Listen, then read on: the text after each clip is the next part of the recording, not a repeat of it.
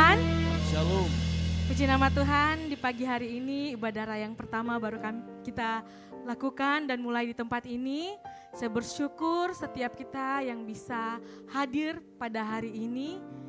Karena kebaikan Tuhan itu selalu nyata, amin. Dan memampukan kita selalu untuk datang tertuju kepadanya. Dan dari itu mari jemaat Tuhan kita mempersiapkan hati kita, mempersiapkan jiwa kita, bahwa kerinduan kita mau untuk berjumpa dalam hadirat Tuhan pada pagi hari ini. Sebelum kita masuk dalam ibadah kita, satukan hati kita berdoa.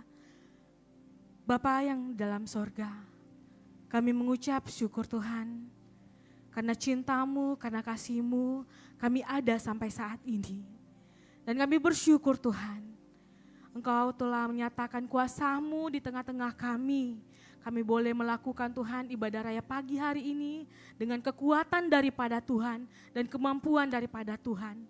Kami minta Tuhan Yesus, Engkau sertai ibadah kami dari awal, pertengahan hingga akhirnya. Semua terjadi sesuai dengan kehendak Tuhan. Dan kami akan menerima lawatan daripada-Mu Bapa.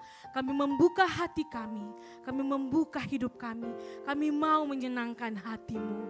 Terima kasih Bapakku yang baik. Inilah doa dan permohonan kami siap di dalam nama Tuhan Yesus. Haleluya. Amin. Mari tetap kita dalam sikap penyembahan. Kita mau lebih dalam masuk dalam hadirat Tuhan. Terima kasih Yesus. Kami membawa hati kami Tuhan. Kerinduan kami Bapa. Haleluya.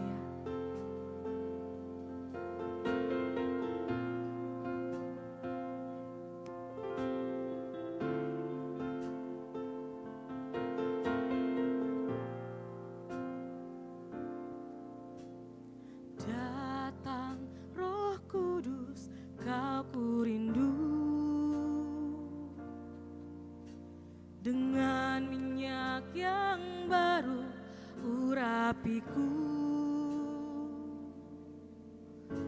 mengalir penuhiku, mengalir pulihkanku. Kuasa-Mu bebaskan hidupku.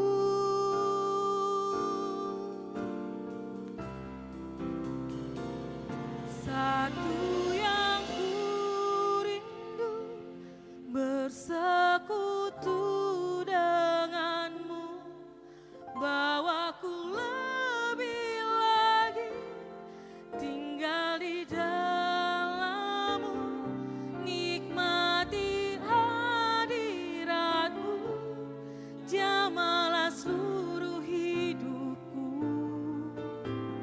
Urapan-Mu mengubah hidupku. Berikan tepuk tangan yang terbaik buat Tuhan kita. Mari kita angkat pujian ini, katakan. Datang Roh Kudus, Kau ku rindu. Dengan minyak yang baru urapiku, mengalir penuhiku, mengalir pulihkanku. Kuasa-Mu bebaskan hidupku. Katakan, datanglah Roh Kudus. Amin. Yes, kami membawa kerinduan kami Tuhan. Kami minta Engkau mengurapi kami, setiap kami di tempat ini meminta lawatan-Mu Tuhan. Amin. Yes, dalam nama Yesus. Bebaskan hidupku. Satu yang ku rindu, bersekutu dengan-Mu, bawaku lebih lagi tinggal di dalam-Mu, nikmati hadirat-Mu,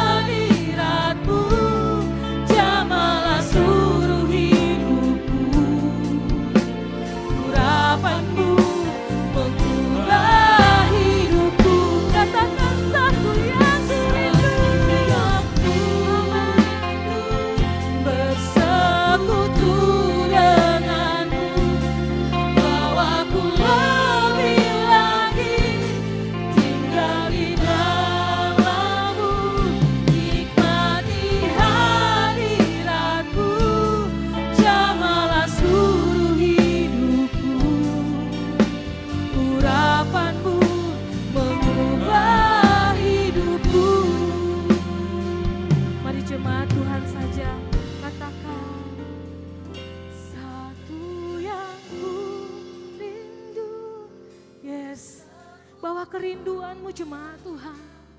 Bawa setiap hatimu untuk menyembah Tuhan lebih dalam lagi. Amin. Yes.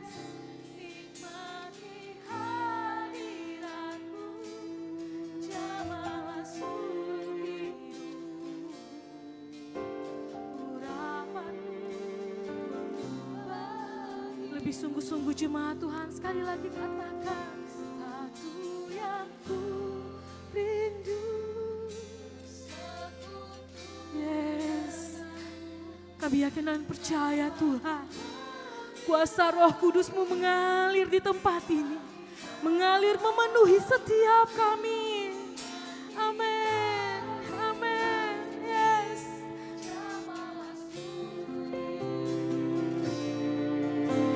Urapan-Mu mengubah hidupku.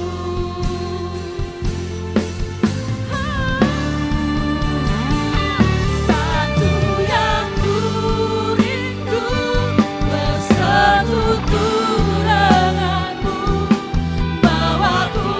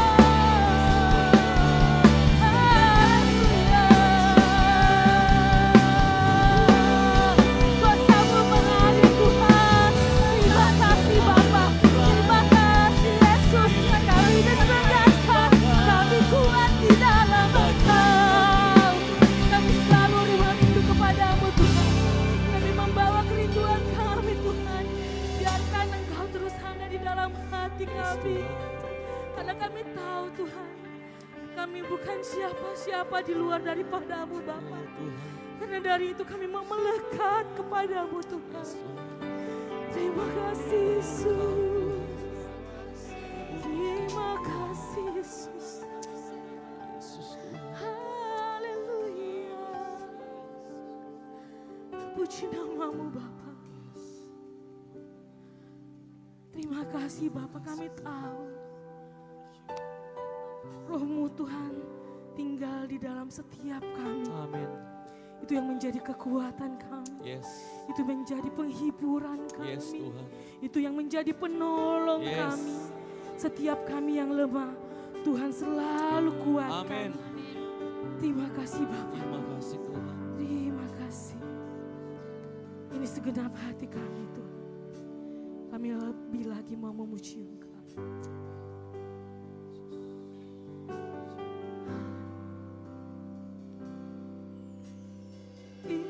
Inilah rinduku kepadamu,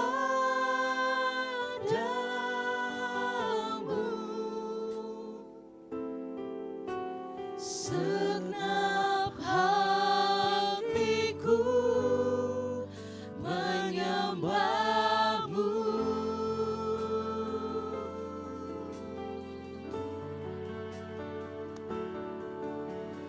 Seluruh hidupku memujimu,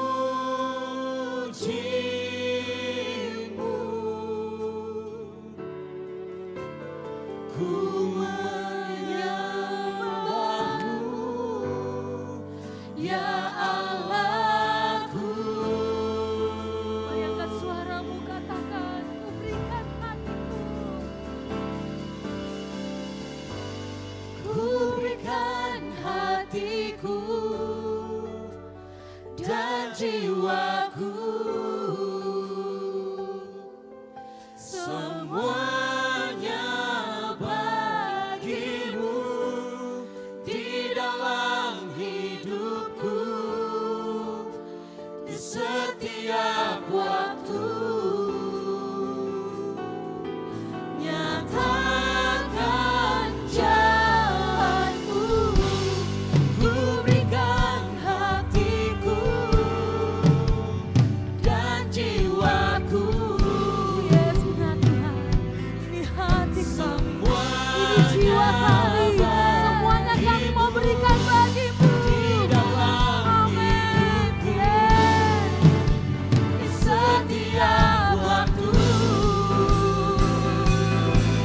Mari jemaat Tuhan, saudara kita bangkit sambil katakan, ku berikan hatiku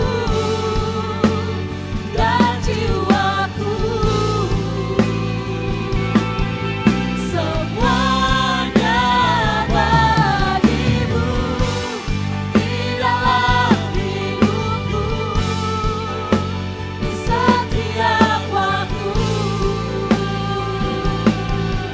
Nyatakan jalanku, ku berikan hatiku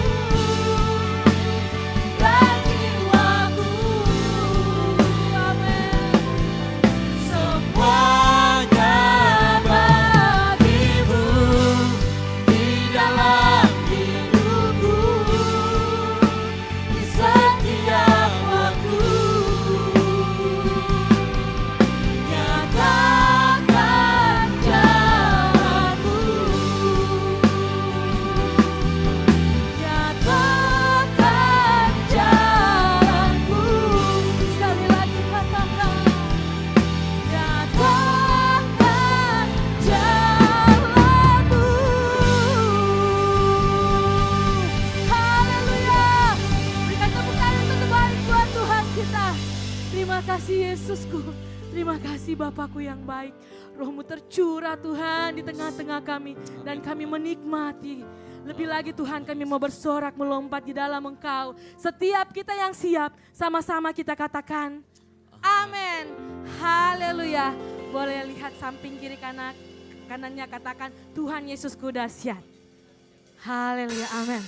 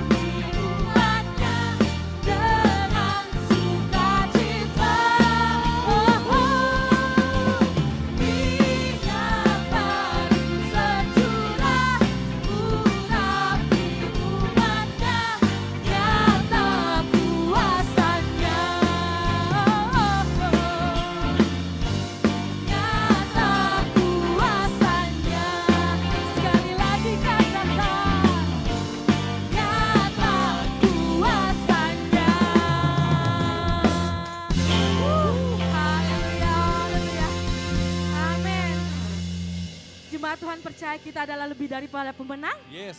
Haleluya. Mari lebih lagi jemaat Tuhan. Kita mau bersorak memuji nama Tuhan.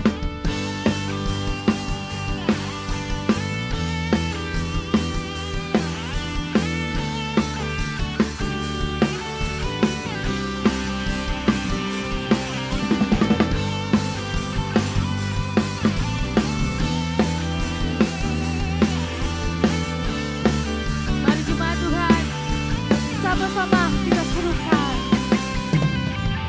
Lebih dari pemenang dalam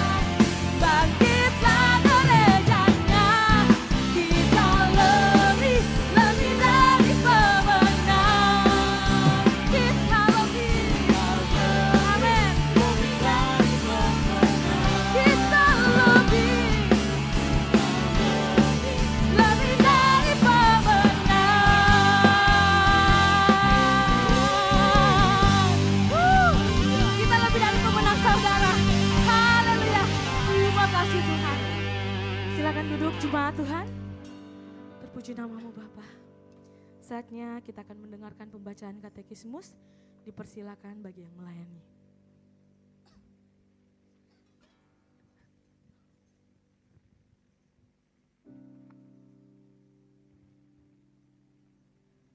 Shalom jemaat Tuhan. Selamat datang di GBI Oikumene. Katekismus minggu ini terdapat satu pertanyaan mengenai soteriologi atau keselamatan. Pertanyaannya akan saya bacakan dan jawabannya akan kita baca bersama-sama. Pertanyaannya, mengapa pertobatan menjadi isu teologis yang penting dalam Alkitab? Mari baca bersama-sama jawabannya. 3, 2, 1. Allah menghendaki semua manusia untuk bertobat dan diselamatkan. Oleh karena itu, Ia mengirim Mesias untuk menderita dan bangkit dari antara orang mati pada hari ketiga. Mari baca bersama-sama ayatnya dalam Lukas 24 ayat 47. Dan lagi, dalam namanya, berita tentang pertobatan dan pengampunan dosa harus disampaikan kepada segala bangsa, mulai dari Yerusalem. Demikian katekismus kita minggu ini. Tuhan Yesus memberkati.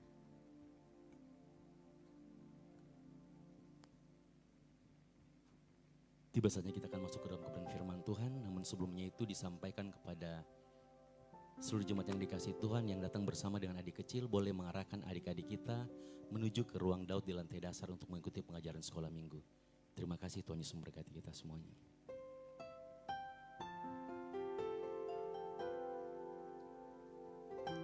Sungguh besar kasih setiamu bagi setiap kami, Tuhan.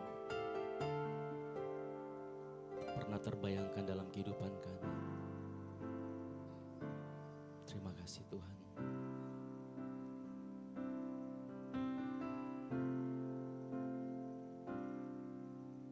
Semusim berlalu, namun kau selalu peliharaku.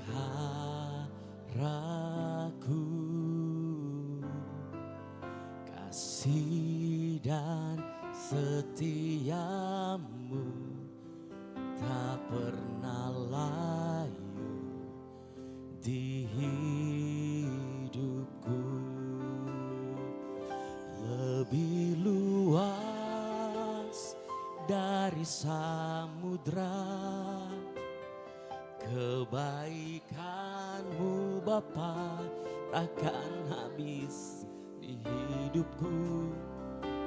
Lebih tinggi dari cakrawala, tak terbatas kasih-Mu. Sungguh ku boleh kasih sorak-sorai bagi Allah kita yang dahsyat.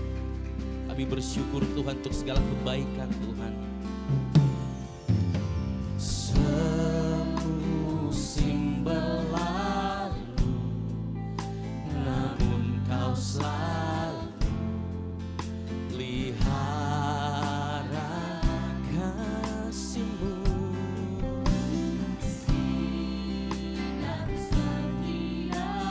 Sungguh kami bersyukur buat kasih setia Tuhan dalam kehidupan kami.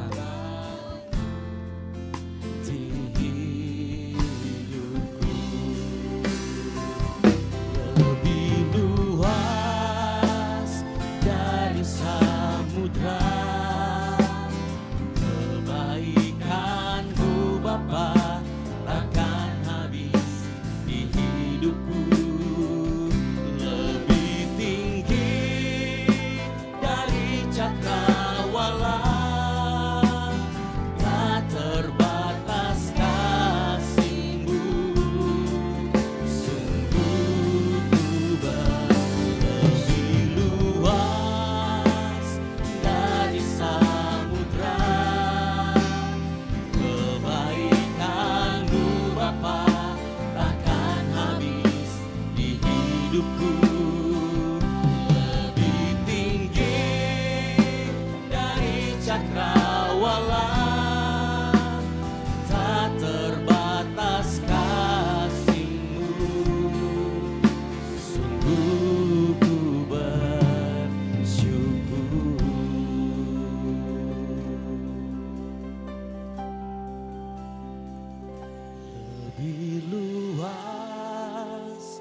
dari samudra. Sungguh lebih besar dari apapun Tuhan. Kebaikan yang Tuhan kerjakan bagi setiap kami Tuhan. Terima kasih Bapa. Jauh melebihi apapun Tuhan. Sungguh kami bersyukur buat kasih dan anugerah Tuhan. Terima kasih Tuhan. Lebih luas dari samudra. Boleh dengan kasih Kristus kita bangkit berdiri bersama-sama.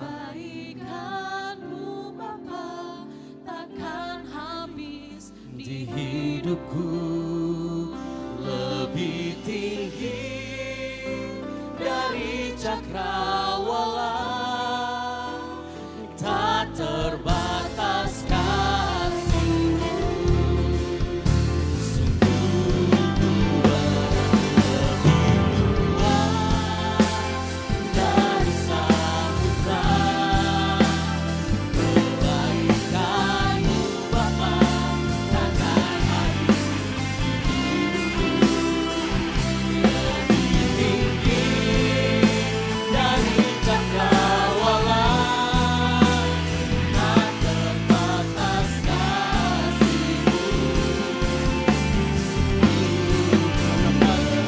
Lebih luas dari samudra. Kebaikan-Mu Bapa takkan habis di hidupku. Lebih tinggi dari cakrawala, tak terbatas kasih-Mu. Katakan tak terbatas.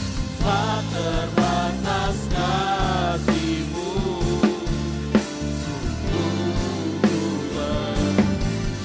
Katakan tak terbatas. Tak terbatas kasih-Mu. Sungguh ku bersyukur. Boleh kasih tepuk tangan yang meriah buat Tuhan kita. Haleluya. Bapa di surga, ucapan syukur, pujian penyembahan kami naikkan di hadapan-Mu karena hanya Engkau yang layak ditinggikan dan dimuliakan. Di tempat ini Kristus adalah pusat dari segala-galanya. Dan tiba saatnya sebagai pusat Tuhan Yesus berbicara kepada kami semua oleh firman Tuhan yang akan disampaikan.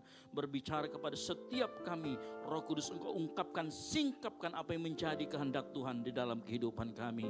Hamba-Mu juga berdoa Engkau urapi setiap kami yang ada di ruangan ini. Sehingga saat firman Tuhan disampaikan, kami bisa mendapatkan apa yang Tuhan mau dalam kehidupan kami. Tuhan Yesus, ini yang menjadi doa kami. Dan kami berserah kepada Tuhan sepanjang pemberitaan firman Tuhan ini. Di dalam nama Tuhan Yesus Kristus yang siap mendengarkan firman Tuhan. Sama-sama katakan amin. Baik, silakan duduk. Shalom. Puji Tuhan. Ya. Boleh kasih tepuk tangan buat kemuliaan nama Tuhan. Haleluya. Ya, ini ibadah pertama yang kita laksanakan jam 7:30 dan saya mengucap syukur kita semua bisa hadir bersama-sama dan saya yakin saya lihat ruangannya juga akhirnya agak sedikit lega, betul tidak ya? Jadi Bapak Ibu Saudara sekalian bisa bergerak dengan agak leluasa. Memang ini yang sudah kita pikirkan. Saya lihat juga sebenarnya kemarin sekolah minggu itu sebenarnya sudah penuh. Guru sekolah minggunya minta ruangan baru, saya bingung mau dibikin di lantai atas kah? Saya bilang tidak bisa kan begitu. Jadi kita juga bingung, ruangan kita serba terbatas. Tapi dengan kita bagi ibadat di tempat ini kita bisa tanda kutip kita bisa bertahan untuk kita masih merasakan kenyamanan yang seperti yang kita rasakan pagi hari ini. Ya, dan saya mengucap syukur juga pagi hari ini kalau kita semua ada, saya ingin karena kasih karunia Tuhan termasuk juga untuk gereja kita. Yang setuju katakan amin. Nah, kita juga berdoa pertumbuhan ini terus terjadi dan nama Tuhan ditinggikan dan dimuliakan. Haleluya. Baik, kita akan firman Tuhan. Sorry, saya kasih waktu saya sebentar untuk saya kirim PPT saya ke belakang karena saya agak lupa tadi ternyata. Ya, harus mengirimkan.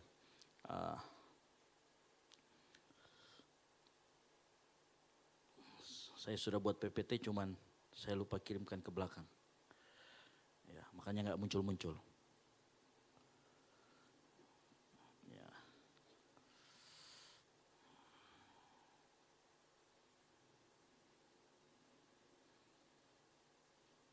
Ya, baik.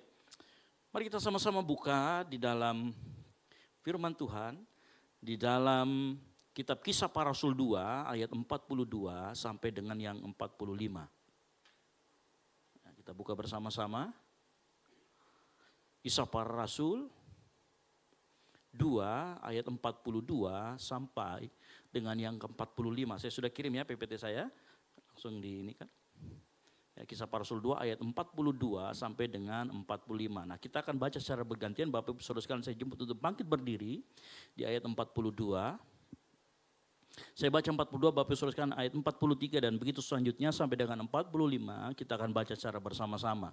Demikian firman Tuhan, mereka bertekun dalam pengajaran rasul-rasul dan dalam persekutuan, dan mereka selalu berkumpul untuk memecahkan roti dan berdoa. 43.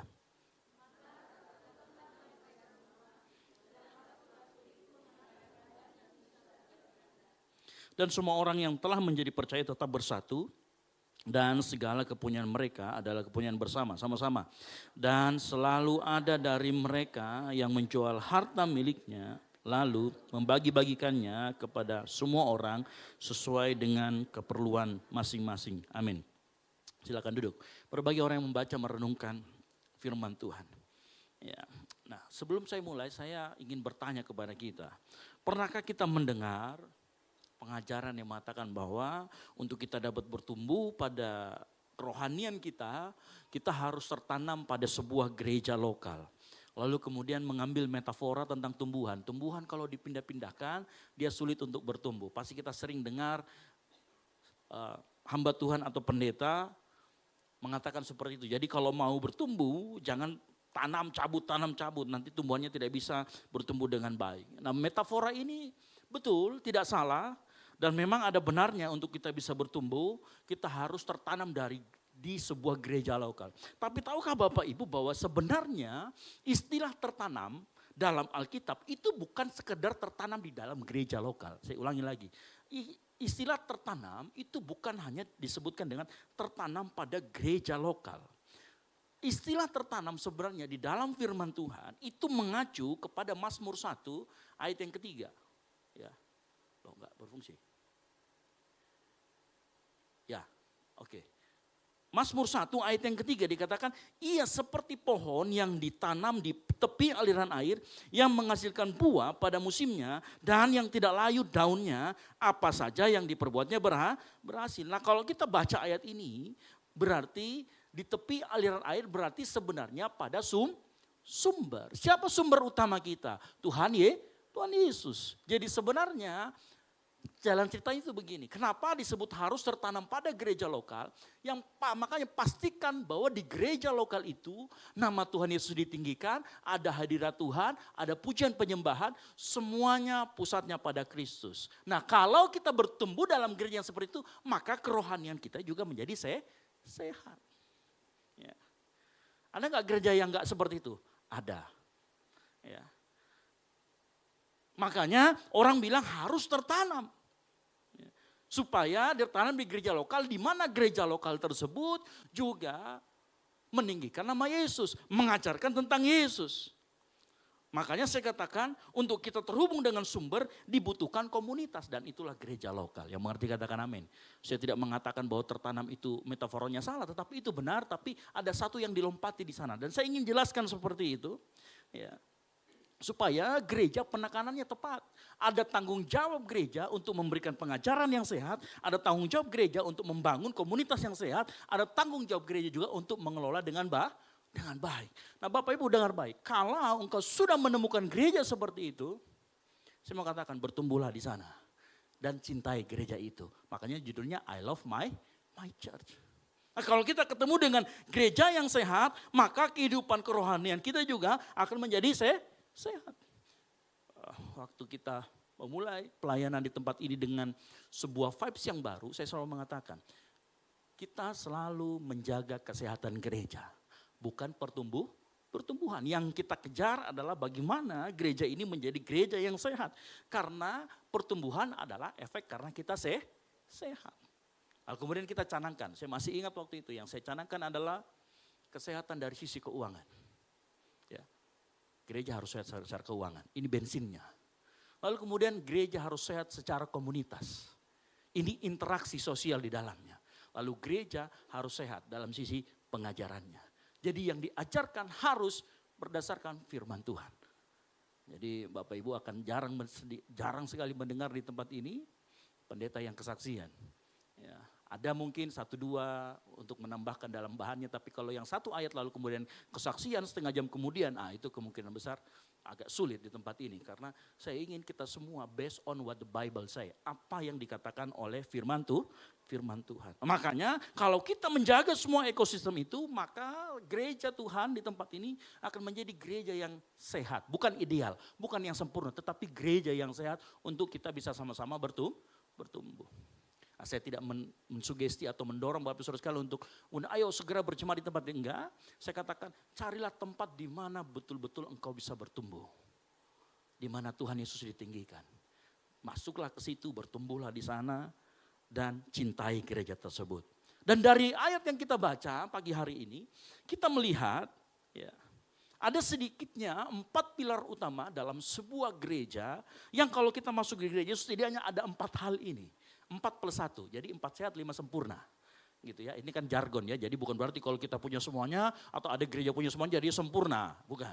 Tapi artinya ini jargon juga seperti zaman dulu ya, 4 sehat 5 sempurna. Nah apa? Dalam Kisah Para Rasul 2 ayat 42 ada 4 hal di sana, secara cepat saya akan beritahu kita semua. Yang pertama, ya, gereja yang sehat itu memiliki pengajaran para rasul. Mungkin Bapak Ibu sekarang bertanya, pengajaran para rasul itu seperti apa? Singkatnya, pengajaran para rasul ada pada Alkitab yang kita baca. Yang mengerti katakan amin. Memang beberapa gereja yang berkata, oh gereja ortodoks itu yang paling, ya mereka memang punya jalur apostolik. Tetapi sepanjang kita membaca Alkitab, maka di sana juga kita mengerti ajaran para rasul.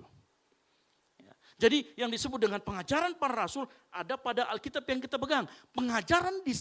Pengajaran dimaksudkan dalam ayat 2 tadi, dalam Kisah Para Rasul 2 ini, pengajaran itu setidaknya mengandung 2 elemen. Yang pertama adalah kerigma atau proklamasi. Jadi di dalam pengajaran harus ada kerigma. Apa itu kerigma?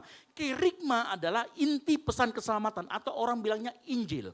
Harus ada Injil di dalamnya. Pemberitaan tentang hidup, kematian, kebangkitan, kenaikan, dan pemerintahan Yesus Kristus sebagai Mesias dan Tuhan. Jadi yang dimaksud dengan pengajaran adalah harus memiliki ini. Kenapa? Karena pesan inilah yang membawa orang datang kepada pertobatan. Ingat, pesan inilah yang membawa orang ke dalam pertobatan. Nah, jemaat mula-mula itu dibangun di atas fakta historis bahwa Yesus itu pernah lahir, pernah mati, pernah bangkit, naik, dan dia memerintah. Yang mengerti katakan amin. Gereja mula-mula dibangun atas dasar pengajaran itu. Makanya kerigma menunjuk atau merujuk pada proklamasi Injil. Makanya kadang-kadang kalau kita ketemu sama teman-teman yang gospel center, mereka akan selalu apapun khotbahnya larinya kepada kerigma. Injil, Injil, Injil. Dan itu tidak salah karena memang pengajaran dasar itu ada di situ. Lalu yang kedua, ada yang kita sebut dengan didake, sama-sama katakan didake. Nah, bahasa Yunaninya didake ton apostolon, ya. Itu merujuk pada, karena kan tadi kerigma itu membawa kita dalam pertobatan. Tetapi didake ini adalah instruksi lebih lanjut bagi kita yang sudah percaya, mencakup penjelasan yang lebih mendalam dan pedoman etis bagaimana cara kita hidup sebagai pengikut Kristus. Jadi kalau tadi kita sudah masuk, kita sudah kenal kerigma, maka untuk hidup dewasa di dalamnya, kita perlu yang namanya didake. Ini pengajaran selanjutnya. Jadi ada 2 elemen di sana, kerigma dan didake. Karena gini, Injil membawa orang masuk mengenal Kristus. Tetapi orang tersebut harus diajar untuk melakukan. Mereka butuh pengajaran yang namanya didake. Ya. Makanya muncul di tempat ini kalau kita pengajaran biasa bicara tentang kekudusan. Apalagi hidup dipimpin oleh Roh, betul atau tidak? Berbicara tentang kasih, bagaimana kita berbicara tentang kerendahan hati, penguasaan diri, kita bicara tentang pengampunan, kita bicara tentang hidup dipimpin Roh Kudus, kita berbicara tentang meninggalkan kehidupan lama. Bahkan, mohon maaf saya katakan, kita juga berbicara masalah keuangan. Itu juga adalah pengajaran yang sifatnya didake tadi. Ya. Nah, kenapa itu harus ada? Karena jemaat Tuhan setelah menerima Yesus harus diberitahu pengajaran-pengajaran yang sehat tentang bagaimana hidup sebagai orang percaya. Ya. Makanya saya yang sekian tadi, bahkan Yesus juga banyak bicara tentang keuangan. Ya. Banyak orang Yesus berbicara tentang keuangan, cuman kadang-kadang begini Bapak Ibu Saudara sekalian, saya mengerti. Kadang-kadang gereja itu tidak berimbang memberitahukan tentang keuangan. Saya kemarin ngobrol-ngobrol sama Pak Basuki 2 minggu yang lalu, saya masih ingat dia ngomong begini. Kenapa jemaat itu kadang gerah dengan gereja? Karena kadang-kadang gereja itu hanya mengajarkan cara memberi ke gereja, cara menabur, tapi tidak pernah ngajarin cara dapat uang, cara kelola, betul atau tidak? Sehingga pengajarannya tidak berimbang. Padahal Yesus membicarakan keuangan juga berbicara bagaimana cara mendapatkan itu. Nah, ini yang seringkali membuat kehidupan, membuat jemaat Tuhan itu merasa tidak seimbang. Coba Bapak Ibu bayangkan kalau Bapak Ibu tiap hari makan daging babi. Apa yang terjadi? Kolesterol, asam urat, dan lain sebagainya. Sehat nggak kira-kira? Pasti tidak sehat. Ya. Gereja kadang ada yang memberikan penekanan pada, saya ngobrol-ngobrol, iya ada gereja, pokoknya masalah rumah tangga, masalah keuangan, masalah apapun solusinya satu. Apa itu? Minyak urapan. Ada gereja yang pengajaran seperti itu. Ada gereja yang punya apapun masalahnya, solusinya perjamuan kudus. Itu nggak salah. Minyak urapan juga nggak ada yang salah dengan itu. Tapi ada yang memberi penekanan lebih. Ya. Itu tidak masalah kalau memang Tuhan ngasih preferensi untuk gereja itu seperti itu. Silakan. Tapi yang saya mau beritahu bahwa semua orang harus kemudian dididik dan diajarkan nilai-nilai yang sesuai dengan kebenaran firman Tuhan. Bukan cuma sekedar tahu Yesus bangkit, mati dan itu adalah pengajaran dasar. Itu harus semuanya juga selalu diingatkan. Tetapi gereja juga harus berbicara tentang bagaimana menghasilkan, mengelola keuangan. Ya. Bahkan hamba Tuhan. Kadang-kadang kita ngobrol-ngobrol sama para hamba Tuhan, di STT itu ada diajarin gak sih mengelola sumber daya keuangan? Gitu. Nah, jadi kita juga ngobrol-ngobrol gitu sama Pak Basuki kapan hari. Gitu. Karena penting, karena berapa banyak hamba Tuhan yang kemudian jatuh dalam jerat keuangan. Mengajarin keuangan tapi hanya ngajarin cara memberi. Dan dia hanya tahu menerima. Ini yang menjadi masalah, sulit. Makanya saya beritahu, kerigma berbicara proklamasi, didake berisi pengajaran, dan kalau begitu audiensnya pun berbeda. Kerigma itu berbicara tentang nanti kebanyakan tentang penginjilan. Diingatkan kembali dasar-dasar iman. Makanya seringkali ini efektif untuk orang-orang yang mencari Tuhan. Orang-orang yang baru bertobat percaya. Tetapi didake pengajaran ini khusus untuk orang-orang yang sudah percaya dan menjadi murid. Yang seperti ini saya yakin jemaat itu rawan dan rentan terhadap banjir informasi. Terutama hoaks. Yang menyangkut dengan nilai-nilai yang bertentangan dengan iman. Betul atau tidak? Ada muncul di FYP kita. Wah, tentang pengajaran ini yang paling benar adalah yang begini. Waduh, muncul lagi dan lain sebagainya. Iya, ini di media sosial. Bapak Ibu dengar baik, bukan hanya di media sosial. Kadang di gereja pun kita itu tanpa sadar seringkali diajari hal-hal yang agak sedikit membahayakan. Iya. Coba deh Bapak Ibu. Kadang-kadang, tapi bukan salah pendetanya, kadang-kadang kita itu karena lupa bahwa yang diajari itu manusia yang penuh dengan hawa nafsu dan nature dosa. Kadang-kadang hamba Tuhan itu maksudnya baik, dia mengingatkan nanti tahun sekian harga emas naik, perak naik. Tapi kalau manusia yang dengar dengan rasa rakusnya, maka dibilang wah tiba saatnya saya beli semuanya. Ya bagus kalau ada uangnya, kalau tidak ada uangnya kan repot. Kan begitu ya. Tapi itu semua terjadi. Nah kita perlu mendengar pengajaran-pengajaran kerigma maupun didake supaya kita itu bisa memiliki filter, sama-sama katakan filter. Supaya kita tidak diombang-ambingkan seperti anak-anak oleh rupa-rupa angin pengajaran dan permainan palsu manusia dalam kelicikan mereka yang menyesatkan. Efesus 4 ayat 11 sampai 12 dan ayat 14. Supaya kalau kita lihat FYP, kalau kita sudah terima pengajaran yang sehat, kita terima FYP, oh kayaknya enggak seperti itu deh. Kita setidaknya punya filter yang baik. Jadi pengajaran yang sehat bukan hanya membuat orang merasa dikuatkan, bukan hanya membuat orang merasa diberkati, tetapi juga dikoreksi. Mungkin Bapak Ibu dengar, Bapak Ibu merasa gak sih waktu hari Kamis, khotbah saya itu agak beda dari yang lainnya.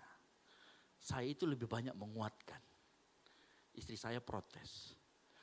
Kau enggak gaya-gayamu itu biasanya. Kalau gayamu kan fully pengajaran. Tapi kenapa kemarin itu kayak enggak ada persiapan? Bukan enggak ada persiapan. Saya itu kadang-kadang enggak suka, saya pun sendiri tidak suka dengan mode yang seperti itu. Yang menguatkan apa, menguatkan. Tetapi itu harus kadang-kadang Tuhan tegur saya bilang, kamu juga harus menguatkan jemaat. Bukan cuma hanya mengajari, merosting ya kan, menyindir dan lain dengan keras, tapi harus juga menguatkan. Ya, jadi itu style-style pengkhotbah memang beda. Tetapi style itu memperlengkapi gereja supaya jemaat Tuhan menjadi jemaat yang sehat secara rohani. Makanya gereja sehat harus memiliki pengajaran sehat. Pengajaran yang sehat artinya pengajaran yang sumbernya dari firman Tuhan atau Alkitab. Bukan dari pengalaman pribadi. Makanya saya selalu mengajarkan sama jemaat Tuhan di tempat ini, bedakan yang mana prinsip, yang mana metode. Nah seringkali jemaat Tuhan terutama kalau kesaksian kan, yang kesaksian orang biasanya yang disampaikan adalah metodenya. Tapi jemaat yang menangkap itu dijadikan prinsip. Ini yang bahaya. Ya. Termasuk dalam kalau kita baca firman Tuhan, nanti saya akan kasih tahu deh. Ada yang disebut dengan metode dan prinsip. Ya. Tapi saya lanjut dulu. Makanya dalam Titus 2 ayat 11 sampai 12 dikatakan kasih karunia menyelamatkan semua manusia dan sudah nyata. Perhatikan, kasih karunia itu berbicara dengan kerigma, mati, bangkit, naik ke surga. Itu kerigma, kasih karunia Allah yang menyelamatkan sudah nyata. Titik. Lalu kemudian dikatakan, ia mendidik. Untuk mendidik engkau perlu didake. Pengajaran yang sehat. Jadi makanya dengar baik. Kerigma itu membawa manusia kepada Kristus. Sedangkan didake membentuk manusia menjadi serupa dengan Kristus. Nah, tanpa kerigma gereja kehilangan Injil. Tanpa didake gereja tidak bisa menjadi dewasa. Kedua-duanya harus ada. Dan inilah yang ada di jemaat mula-mula saat itu. Yang kedua, saya akan bicara tentang persekutuan. Sama-sama katakan persekutuan. Koinonia. Baca. Koinonia. 3, 2, 1. Ya. Ingat, karena ini adalah salah satu panggilan kita untuk bersekutu. Nah, pengajaran didake dan kerigma didapatkan saat kita hidup dalam persekutuan. Yang mengerti katakan amin. Sekali lagi saya katakan, pengajaran baik kerigma maupun didake didapatkan saat kita hidup dalam persekutuan. Makanya keluarlah muncullah namanya istilah persekutuan atau koinonia. Nah tetapi koinonia itu begini Bapak Ibu dengar baik. Koinonia bukan cuma sekedar datang, duduk, diam. Karena begini, koinonia itu sebenarnya kata aslinya itu artinya hurufiahnya itu berbagi hidup atau ikut mengambil bagian atau ikut memiliki kaitan bersama. Jadi ini bukan cuma sekedar hadir di dalam ruangan yang sama. Bapak Ibu dengar baik. Kalau kita cuma sekedar hadir di ruangan yang sama itu bukan koinonia. Koinonia itu kita mengambil peran, mengambil bagian, memiliki ikatan. Karena begini, banyak orang Kristen yang secara teknis dia rajin ibadah. Dia datang ke gereja tapi hidupnya terisolasi. Bukan artinya bahwa isolasi baru dia lilit di badannya, bukan. Ya. Banyak orang datang ke gereja tapi dia nyanyi. Di dalam keramaian aku masih merasa sepi. Datang ke gereja tapi tidak pernah bersekutu. Karena datang ke gereja dengan bersekutu itu dua hal yang berbeda. Engkau bisa datang ke gereja tapi datang, duduk, pulang, hilang. Gereja harus saling mengenal, harus saling menopang, harus saling makan bersama, harus saling mendoakan. Bahkan harus saling memikul beban. Halo, itu baru disebut dengan koinonia. Kenapa? Koinonia itu menantang budaya individualis. Atau yang urusanmu urusanku, urusanku urusanku. Koinonia ada supaya semua jemaat Tuhan itu memiliki kaitan, memiliki yang namanya pengenalan satu dengan yang lain. Makanya kadang kalau Bu El itu ngomong begini, coba lihat samping kiri kanannya senyum. Lihat betul samping kiri kanannya senyum. Jangan cuma di depan. Saya kadang-kadang baca di media sosial ada orang merasa tidak nyaman. Memang di gereja itu bukan bicara tentang kenyamanan. Di gereja itu berbicara tentang bagaimana engkau menjalin relasi dengan yang lain. Yang mengerti katakan amin. Ya. Makanya kadang-kadang kita harus kalau misalkan WL itu mencoba kadang-kadang. Coba lihat coba cari 5 orang salamin atau beri tos kanan kiri. Itu bukan cuma sekedar instruksi yang karena WL-nya kurang kerjaan. Bukan. Itu karena ada unsur koinonianya di dalam. Orang harus bersekutu. Mengambil bagian. Ya. Mengambil bagian bisa berarti juga kita terjun dalam melayani. Coba dengar. Saya itu tadi kan karena saya ini ibadah pertama, saya ngecek semua di teman-teman koordinator, ada yang di sekolah minggu dan lain sebagainya. Ternyata Bapak Ibu tahu nggak, teman-teman parking ministry itu sampai hafal motornya siapa dan orangnya yang di mana dan tempat favoritnya parkir itu di mana. Serius. Jadi kalau saya tanya, saya turun ke bawah, ini motor siapa? Ada kak orangnya yang begini. Oh, ini yang mana? Ya mereka ngerti. Ternyata kalau dengan kita melayani, ternyata kita bisa kenal satu dengan yang lain. Coba tanya sama Bu Endang. Bu Endang kan jadi aser nih. Bu Endang sudah menawarkan diri dari, Pak kalau ibadah raya pertama dimulai, saya kalau perlu 4 minggu berturut-turut. Enggak, luar biasa. Sepanjang sehat, kan begitu. Sepanjang sehat, puji Tuhan, kan Tuhan kasih kesehatan. Gitu ya. Pasti saya yakin begini, setiap orang yang berdiri di depan itu dia akan kenal minimal tahu wajahnya. Betulan serius. Apalagi kalau kayak saya kan kalau pulang jemaat kita salamin di belakang. Bapak Ibu tahu saya paling banyak ketemu di Indomaret depan. Jadi kan bingung kalau ketemu siapa yang membayar duluan ini, siapa yang bayar duluan. Enggak ya. Dia bayarin saya kah saya bayarin dia kan gitu. Enggak ya. Tapi itu karena kita saling mengenal. Ini yang namanya bersekutu. Dan salah satu aspek yang paling mencolok dari koinonia bersekutunya jemaat di Yerusalem adalah kerelaan anggotanya untuk berbagi sumber daya yang mereka miliki. Lihat perhatikan dalam Kisah Para Rasul ini nih. Next. Enggak muncul ya? Ya. Nah, perhatikan. Dan semua orang telah menjadi percaya tetap bersatu. Bersatu itu bukan cuma sekedar kumpul. Tapi ada yang mereka memiliki ikatan. Mereka mau berbagi dan ini keterangan berikutnya. Dan segala kepunyaan mereka adalah kepunyaan bersama. Dan selalu ada dari mereka yang menjual harta miliknya. Lalu membagi-bagikannya kepada semua orang sesuai dengan keperluan masing-masing. Bapak Ibu dengar baik. Saya jelaskan ayat ini. Karena ayat ini adalah metode. Bukan prinsip, sama-sama katakan metode. Bukan prinsip, kenapa? Bapak Ibu bayangkan kalau ini hal yang kayak begini kita jadikan prinsip, ya. Kita nggak punya barang-barang pribadi lagi. Ya Pak Nana habis ini jual mobil, kasih ke saya. Ya, jemaat Tuhan yang punya aset, rumah dan lain sebagainya dijual semua baru dikasih gereja. Kan enggak begitu. Berarti ini adalah metode. Tapi prinsipnya adalah kasih dan solidaritas. Nah, kenapa kemudian muncul ayat ini? Begini Bapak Ibu Saudara sekalian. Waktu zaman dulu itu ada komunitas yang namanya komunitas yang di Gua Qumran. Nah, mereka itu punya aturan bahwa kalau mau bergabung dalam komunitas yang ada di Gua Qumran itu, mereka harus jual segala miliknya. Tapi itu aturan. Nah, tetapi kalau yang dilakukan oleh jemaat di Yerusalem itu bukan aturan, itu karena digerakkan oleh kasih. Karena ada kasih melahirkan solidaritas dan kasih itu dipraktekkan di sana. Makanya waktu kita baca ayat ini kita bukan bicara tentang yang namanya metode, kita bicara prinsip. Apa prinsip utamanya? Cara memandang kepemilikan mereka berbeda. Jadi mereka mengerti apa yang mereka miliki harus dipakai untuk kemudian apa? Membantu saudara-saudara yang lain. Loh, mereka tetap memiliki barang pribadi loh. Nanti coba baca ayat selanjutnya. Dan mereka memecahkan roti di rumah masing-masing. Kenapa di rumah masing-masing? Berarti mereka masih punya rumah. Tetapi mereka prinsipnya gini, oke, Bapak Ibu tahu sejarahnya jemaat Yerusalem itu jemaat yang miskin-miskinnya. Lagi miskin-miskinnya.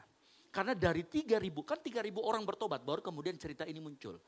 Orang penuh dengan Roh Kudus, Petrus berkhotbah, 3.000 orang bertobat. Dari 3.000 orang tersebut, bisa jadi 2.500-nya itu kaum miskin. Yang 500 itu sosok menengah lah. Yang kaya paling gak lebih di 100. Nah waktu itu mereka begini, karena banyak yang miskin, mereka itu terbeban dengan yang lain, mau ikut mengambil bagian, mereka bilang gini, tapi saya mau bantu itu yang 2.500, tapi saya juga gak punya uang. Terus mereka bilang, tapi kamu punya aset toh? Oke, aset itulah yang dipakai kemudian dijual, lalu kemudian hasilnya dibagi-bagi. Mengerti maksud saya? Jadi cara pandang, jadi ayat ini berbicara tentang cara pandang kepemilikannya lagi. Dia tidak lagi berbicara punyaku hanya buat saya. Tidak. Ayat ini berbicara bagaimana kalau punyaku saya bisa pakai untuk memberkati orang lain yang mengerti, katakan amin. Ya, makanya inti utamanya bukan sistem ekonominya. Ini kan bilang ini sistem ekonomi komunis ini. Satu harta dibagi rame-rame, bukan. Kalau begitu repot. Bagaimana ketika yang punya istri, masa mau dibagi? Kan gak mungkin. Ya kan? Nah, ini bukan berbicara tentang sistem ekonomi, tetapi hati yang diubahkan sehingga cara pandang kepemilikannya bisa membuat orang, oh urusannya juga bisa menjadi urusanku. Oh ternyata apa yang menjadi bebannya saya akan bantu sebisa yang saya bisa bantu. Yang mengerti katakan amin. Ya, makanya orang-orang di Yerusalem tidak lagi hidup individualistis, tetapi melihat orang-orang yang bergabung sebagai saudara, keluarga seiman. Ya, akibatnya apa? Cuma di Yerusalem tidak lagi memegang harta dengan tangan yang tertutup. Ya, tapi mereka tetap bisa punya rumah, barang pribadi. Ya. Ingat, yang berubah adalah sikap terhadap kepemilikan barang. Jadi mereka selalu siap sedia. Kalau ada yang membutuhkan, saya nggak punya uang lagi, bahkan saya siapkan aset saya supaya membantu yang lain. Bapak Ibu tahu, ada hal yang indah di sini. Bayangkan orang waktu itu sama-sama miskin, tapi kan begitu. Sekarang saya mau tanya, kalau Bapak Ibu mau bantu orang lain, lalu nggak punya uang, Bapak Ibu pasti akan jual aset. Jadi orang yang menjual asetnya waktu itu sebenarnya juga orang yang sedang kekurangan. Nah, apa yang indah di dalam persekutuan mereka? Bapak Ibu saya mau tanya, kapan terakhir kali kita memberi dari kekurangan? Halo? Kapan terakhir kali kita memberi dari kekurangan? Atau selama ini memberi dari kelebihan? Atau nggak pernah memberi? Halo? Kapan terakhir kali kita memberi dari kekurangan? Nah saya mau kasih tahu pagi hari ini jemaat di Yerusalem, kekurangan tidak menghalangi mereka untuk bisa membantu orang lain. Yang mengerti katakan amin. Dalam tengah kekurangan mereka, mereka terus memberi. Mereka tidak terhalang untuk membantu gereja yang lain. Jemaat yang lain. Nah saya rindu kita semua seperti ini. Saya baru teringat. Mungkin Pak Nana masih ingat. 2 tahun lalu, saya pernah digerakkan dan kita pernah digerakkan untuk membantu gereja lain. Betul atau tidak? Iya. Benar atau tidak? Saya tidak tahu waktu saya membicarakan hal ini, saya mau nanti tolong dicatat ya sama Aser dan lain sebagainya. Kita akan edarkan 3 kali pun di hari ini. 1, 2, dan 1 lagi. Kita akan bantu gereja yang juga 2 tahun lalu kita bantu. Kenapa? Beberapa minggu yang lalu, teman-teman datang ke tempat ini, kemudian bercerita. Dan ceritanya hampir sama. Di titik itu saya belum ngeh. Tapi waktu saya memberitakan firman Tuhan ini, saya diingatkan kembali. Makanya full hari ini akan ada 3 kali amplop ibadah. Dan amplop yang ketiga kita akan bantu untuk gereja tersebut. Yang mau katakan amin. Ini bentuk dari, Bapak Ibu jangan cuma sekedar karena kita beda label. Yang satu oikumene, yang satunya apa. Lalu kita gak mau bantu. Itu salah besar. Dari titik inilah kita, Bapak Ibu perhatikan doa kita setiap kali doa syafaat. Kita selalu doakan gereja sekitar kita. Karena mereka bukan saingan, yang mengerti katakan amin. Mereka sama-sama tubuh Kristus yang harusnya kita saling bantu. Ya. Halo? Ya. Ini baru namanya koinonia. Ya. Jadi kepunyaan bersama bukan artinya nggak boleh punya aset, nggak boleh semua harta harus sama. Gereja ambil alih aset pribadi, bukan itu.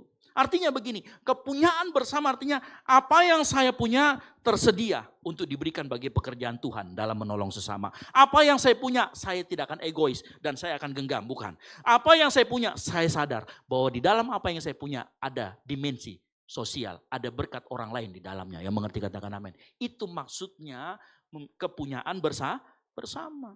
Ya.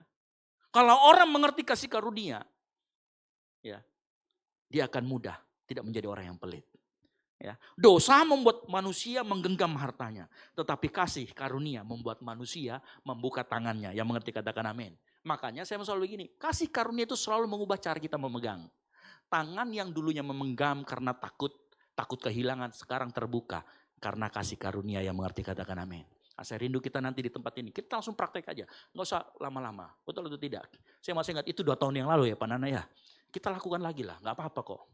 Ya, gereja kita nggak akan sampai kekurangan. Ya, kita juga nggak akan sampai, duit kita nggak akan sampai jebol hanya gara-gara kita bantu gereja lain. Yang mengerti katakan amin. Yang ketiga, memecahkan roti. Apa itu memecahkan roti? Nah, dalam Kisah Para Rasul 2:42 dikatakan berkumpul untuk memecahkan roti. Pertama, ini menunjuk pada makan bersama secara, jadi gini Bapak Ibu Saudara sekalian. Waktu zaman itu kalau orang makan roti itu tidak seformal yang kayak kita sekarang. Kalau katakan perjamuan kudus, itu tidak formal yang kayak sekarang yang kita angkat tangan harus dibacakan ayat dan sebagainya. Enggak. Mereka itu makan di meja, kemudian waktu mereka makan mereka berdoa dan sambil mengingat-ingat Yesus. Tapi tidak seformal sekarang. Ya. Tapi poin pentingnya adalah ternyata begini, poin penting yang pertama, waktu dalam budaya Yahudi kalau orang bisa makan bersama, maka itu artinya lambang penerimaan, lambang mereka menerima orang lain. Jadi memecahkan roti atau makan semeja itu adalah bentuk penerimaan.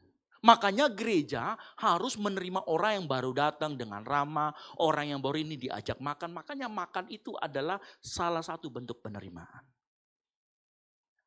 Makanya saya mau begini, nanti kalau kita pergi tanggal 27 kita ke kebun wisata, kan nanti konsumsi untuk makan yang berat, gereja sudah siapkan, kita akan makan bersama di sana. Dan itu bentuk penerimaan, yang mengerti katakan amin.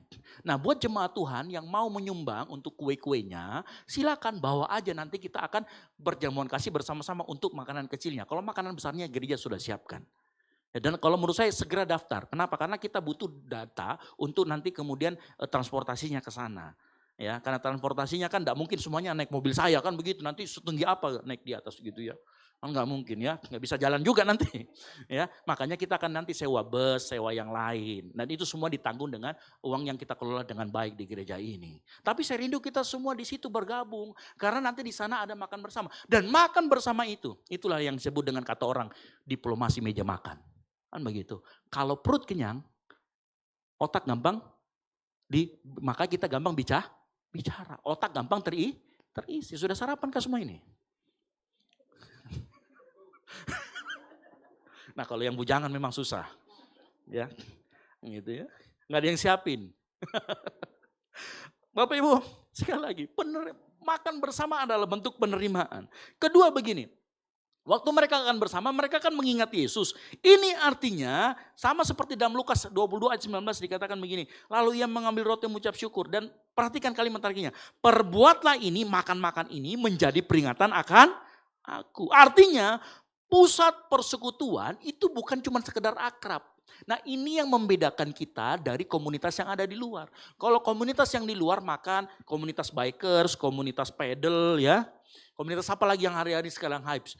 Mereka kumpul karena kesamaan hobi, kesamaan interest. Tapi kita kumpul bukan karena kesamaan itu.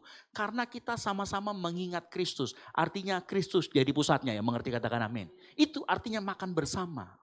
Nah kalau Kristus jadi pusatnya, maka ini juga yang membedakan komunitas gereja dengan komunitas yang lain. Ya. Makanya dengar baik, apapun gereja komunitasnya harus berpusat pada Kristus, yang mengerti katakan amin.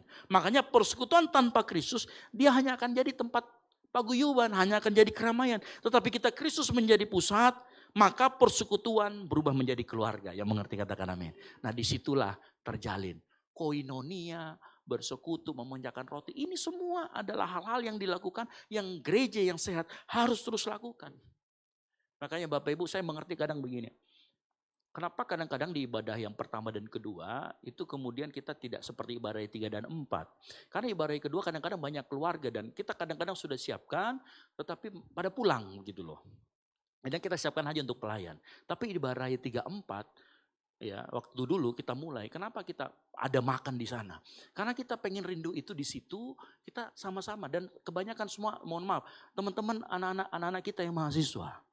Ya, dan saya rindu mereka pulang ke rumah itu selesai makan pulang gereja saya makan langsung geplak tidur gitu loh. Gak perlu lagi kemana-mana cari makan. Apalagi zaman sekarang kan ya. Makassar katanya perang geng motor terus isinya. Nah, ini kan bahaya kalau mereka ke malam-malam cari makan. Rumahnya di BTP cari makan di Pantai Losari. Kan luar biasa. Apa kau bikin di sini ketemu di Pantai Losari. Pergi cari makan kau. Oh haleluya.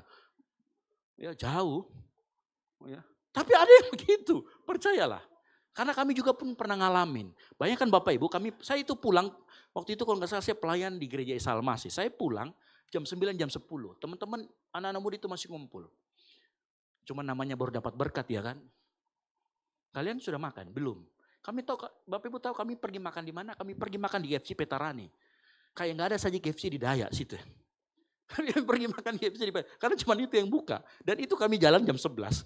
Kadang-kadang sama anak muda ya begitu. Ya, tapi karena besoknya saya masih ingat besoknya itu saya nggak WFH kalau nggak salah. Makanya saya hantam saja. Gitu, kita temani. Ya. Karena ternyata di dalam meja itu mereka diterima dengan baik. Makanya bapak-bapak, ibu-ibu dengar. Kalau anak-anaknya lagi marah itu kadang-kadang diplomasi meja perlu. Ya, makan di meja bersama, ngobrol. Ya. Tapi jangan juga di meja kemudian mejanya terbang-terbang nanti piringnya apa jangan. Gitu ya. Harusnya menjadi tempat kita bersekutu, saling mengenal satu dan yang lain. Yang setuju katakan amin. Tapi dengar baik, persekutuan yang membedakan persekutuan kita dengan orang luar adalah Yesus Kristus. Yang mengerti katakan amin. Dan itu bisa terjadi kalau ada kegiatan memecahkan roti. Zaman sekarang kita makan kan waktu itu, kenapa disebut memecahkan roti? Karena waktu itu orang Yahudi makanan utamanya adalah roti. Kalau kita kan memecahkan nasi, susah. Nasi sudah mau dipecah, sudah kecil begini mau dipecah bagaimana lagi? Kan begitu. Makanya diganti dengan makan bersama. Ya. Saya rindu sekali lagi, ayo ikut nanti tanggal 27. Terakhir doa. Nah doa, kehidupan doa ya dalam Kisah Para Rasul 2 ayat 40 memecahkan roti dan berdoa. Nah teksnya aslinya sebenarnya adalah gaya hidup doa adalah gaya hidup bersama. Jadi doa adalah nafas dari komunitas ini. Nah artinya begini, kalau doa itu nafas, aktivitas utama maka orang-orang di sana tidak berdoa pada saat mereka lagi kepepet. Tapi mereka betul-betul berdoa setiap waktu. Nah, waktu zaman itu mereka mengikuti jam-jam doanya orang Yahudi yang jam 9, jam 12, jam 3. Mereka mengikuti itu. Ya, kalau kita kan nggak ada budaya itu, tetapi apa maksudnya? Artinya gini, kehidupan kita jangan nanti tunggu sulit, tunggu nanti ada masalah baru datang sama Tuhan berdoa. Hiduplah dalam kehidupan doa. Artinya tiap saat kalau memang Tuhan menggerakkan kita untuk berdoalah.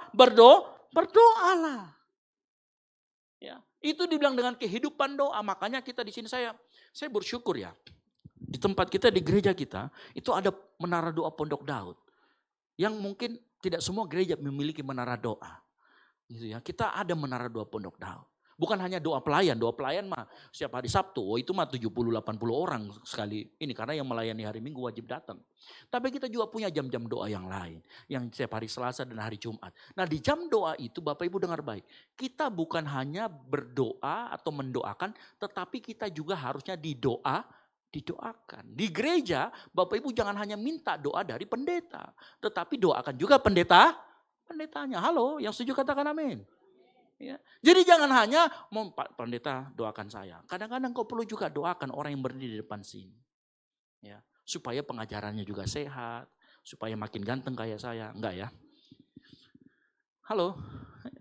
Didoakan. Keluarganya didoakan. Kita saling mendoakan. Ini gaya hidup orang berdoa. Mendoakan dan didoakan. Nah, tanpa doa gereja hanya organisasi kemanusiaan. Yang operasinya dengan kekuatan daging. Namun dengan doa itu bentuk ketergantungan kita kepada Tuhan. Yang setuju katakan amin. Makanya setiap gereja yang punya menara doa, Itu gereja yang bergantung sama Tuhan. Itu gereja yang bergantung sama hikmat Tuhan. Itu gereja yang bergantung pada pribadi Tuhan. Percayalah. Ya. Makanya penting buat kita mengerti. Ya.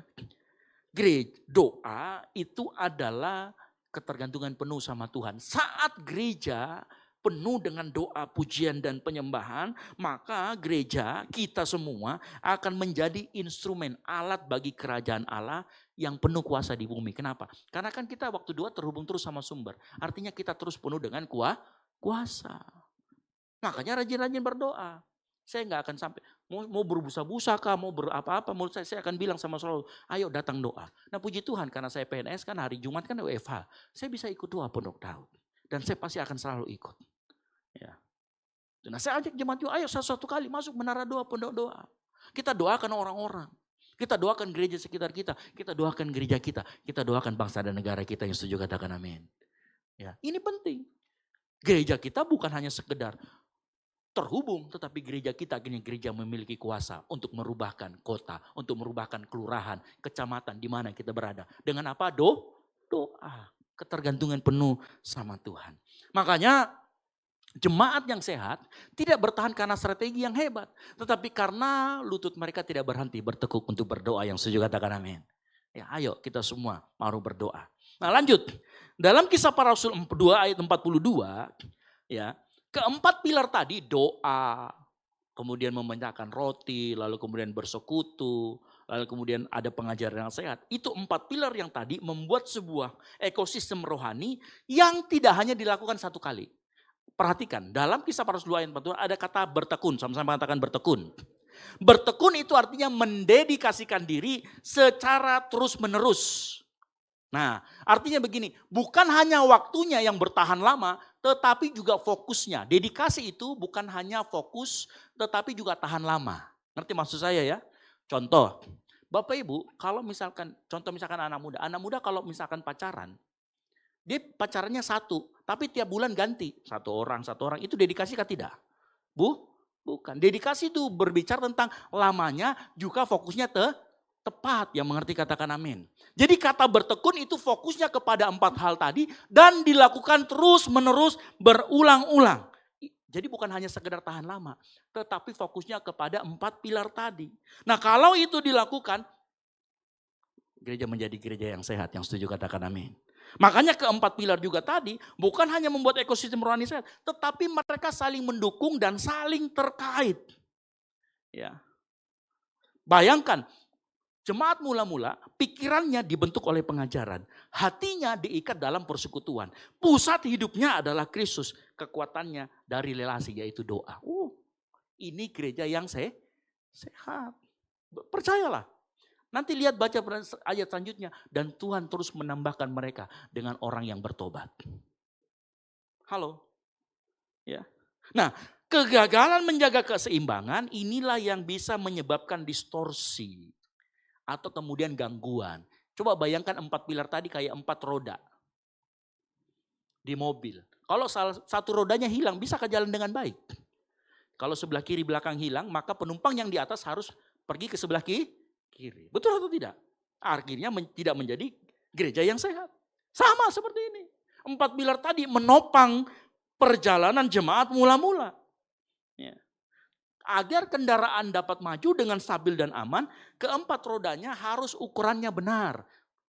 Siapa yang punya mobil di sini? Lihat ban depannya lebih besarkah daripada ban belakangnya atau bagaimana?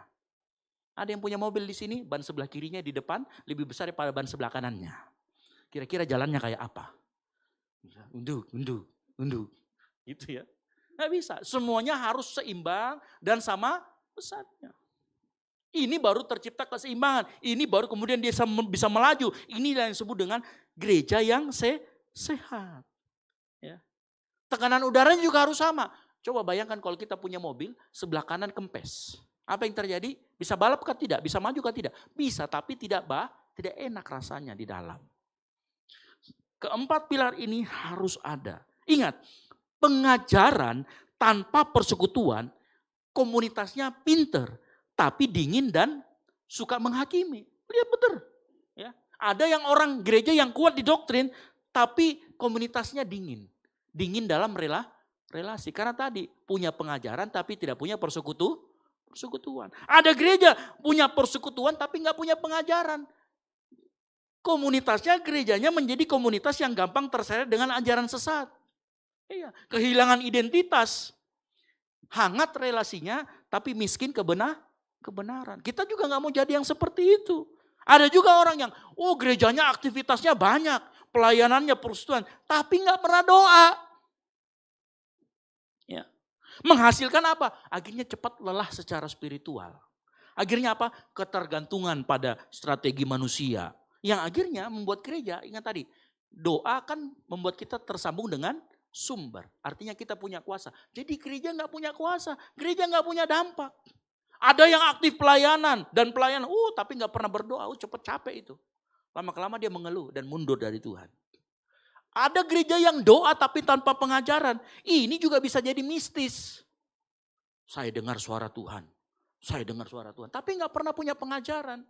Akhirnya suara Tuhannya berdiri lepas daripada firman Tuhan, Alkitab. Ada pengalaman tapi miskin kebenaran, gampang juga tersesat. Nah Bapak Ibu dengar baik, kalau Bapak Ibu menemukan gereja yang ada 4 pilar tersebut, itu ciri-ciri gereja yang sehat. Tapi masih ada satu, untuk menopang keempat pilar ini, untuk menopang keempat pilar kita butuh satu lagi, yang namanya tata kelola. Sama-sama katakan tata kelola. Nah, kasih kira dulu, tata kelola. Dalam Kisah Para Rasul 2 ayat 45 dikatakan gini, ini perhatikan ayat ini menarik. Dan selalu ada dari mereka yang menjual harta miliknya lalu membagi-bagikannya kepada semua orang sesuai dengan keperluan masing-masing. Perhatikan kata sesuai keperluan masing-masing. Kalau kata seperti menjual, membagi-bagikan, kira-kira di sana ada tata kelola yang baik atau tidak? Pasti ada karena harus ada orang yang mencatat apa kebutuhanmu kau. Kenapa situasimu begitu? Terus harus ada yang mendistribusikan secara tepat. Lalu kemudian harus ada apa? Harus ada keterbukaan dalam pengelolaan sumber daya. Jangan sampai orang ngasih jual tanahnya 10 M. Disimpan dulu 1 M. 9 M yang dia buka. Itu namanya tidak terbuka atau sama sekali nggak dibukakan. Makanya setelah 4 pilar itu butuh 4+1 yang namanya tata kelola. Saya kasih tunjuk baik-baik. Nanti perhatikan dalam Kisah Para Rasul pasal yang ke-6, ada muncul pelayanan diakonia. Kenapa? Ternyata dari janda-janda yang Helenisme yang di Yunani itu, dia bilang gini, kami kok enggak dapat bantuan seperti biasanya ya. Lalu kemudian para rasul melihat ini ada yang salah nih. Ingat, waktu itu para rasul itu dipenuhi dengan Roh Kudus. Kira-kira rasul itu ngomong apa? Ya sudah enggak apa-apa lah, yang penting hatimu mengasihi. Enggak, para rasul enggak bilang itu. Ya sudahlah, yang penting Roh Kudus penuh atas hidupmu. Para rasul enggak begitu. Apa yang dilakukan oleh para rasul? Para rasul menunjuk 7 orang untuk menjadi diakonia. Betul atau tidak? Artinya mereka juga tidak melupakan tata kelola yang baik. Gereja ada 4 pilar ini ditambah 1 pilar yang namanya, tambah 1 lagi yang namanya tata kelola. Maka kehidupan gereja secara organisasi, secara jemaat di dalamnya, dia akan bisa bertumbuh dengan sehat. Yang mengerti katakan amin. Ada tata kelola yang baik. Ya, tata kelola berbicara tentang keterbukaan, berbicara tentang pengelolaan yang baik, tentang kemudian prioritas dan lain sebagainya. Ya. Sama seperti waktu rasul-rasul itu tadi, diakonia. Mereka enggak bilang, sesudah ini karena ada masa itu kita semua berbahasa roh supaya selesai itu masalah. Tidak.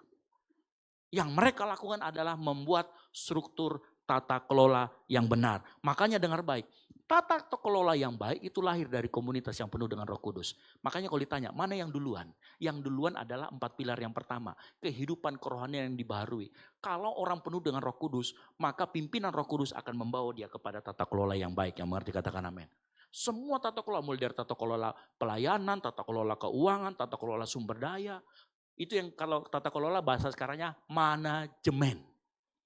Ya, jadi jangan anti dengan kata manajemen. Gereja juga jangan anti dengan organisasi. Karena gereja juga adalah organisasi. Perlu dikelola dengan baik. Bapak Ibu, saya rindu begini juga. Teman-teman yang melayani tempat ini ketemu dengan parking ministry, dengan teman-teman cooking dan apa. Boleh gak kita say terima kasih kepada mereka. Kita apresiasi mereka sudah melayani dengan baik di tempat ini.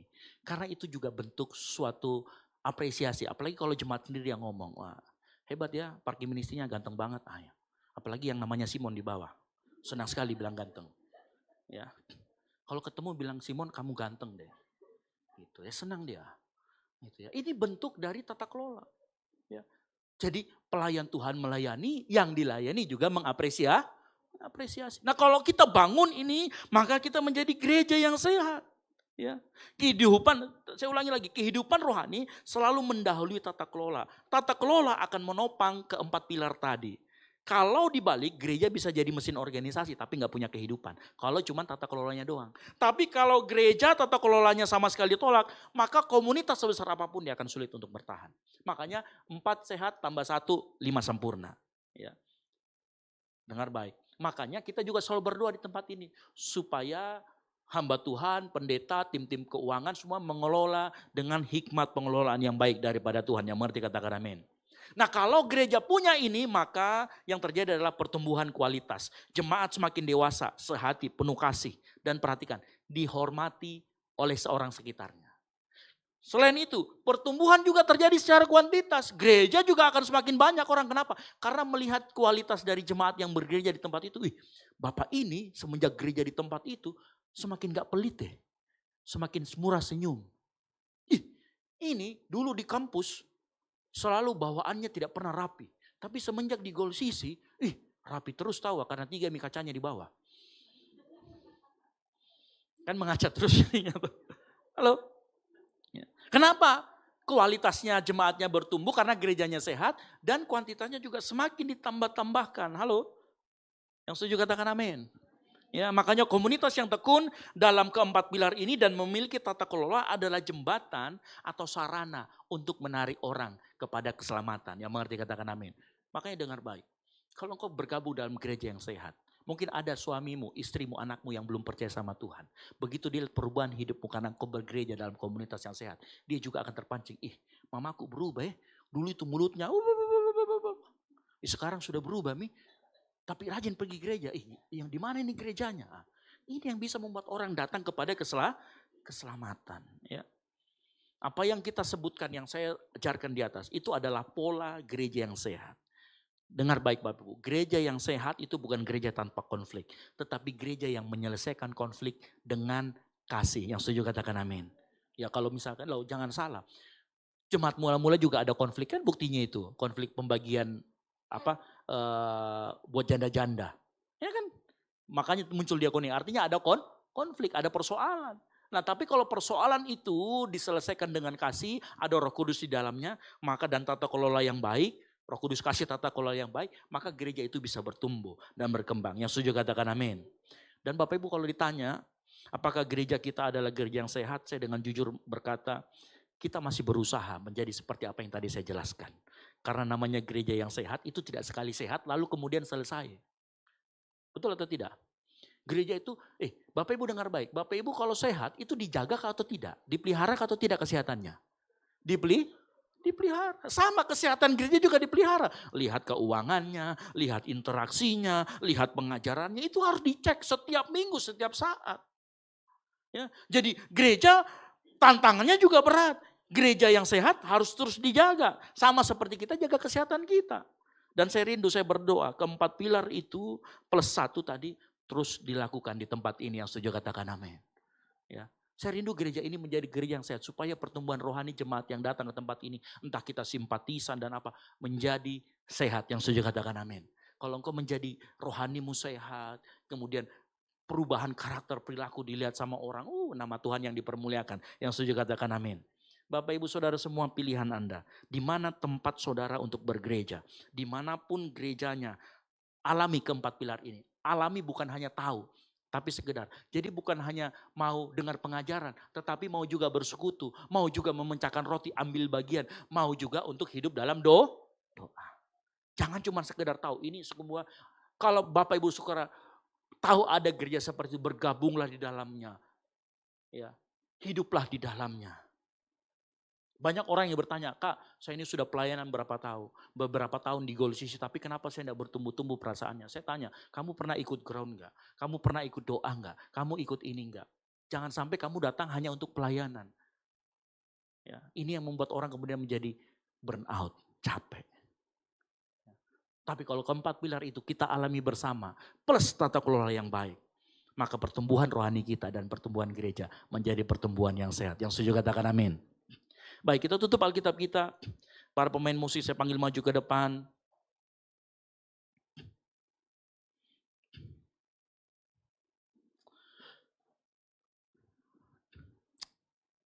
Kejadian di mana jemaat Tuhan ini mengalami pertumbuhan yang luar biasa itu karena ada satu pribadi di dalamnya, namanya Roh Kudus. Sama-sama katakan Roh Kudus. Roh Kudus, dia memberikan semua keempat pilar tadi plus satu tata kelola. Supaya gereja di bumi ini menjadi saksi dan menjadi jembatan untuk orang datang kepada Kristus. Makanya kita perlu Roh Kudus dalam kehidupan kita. Dan saya rindu kita semua di tempat ini. Bulan ini adalah bulan di mana Roh Kudus diperingati, dicurahkan.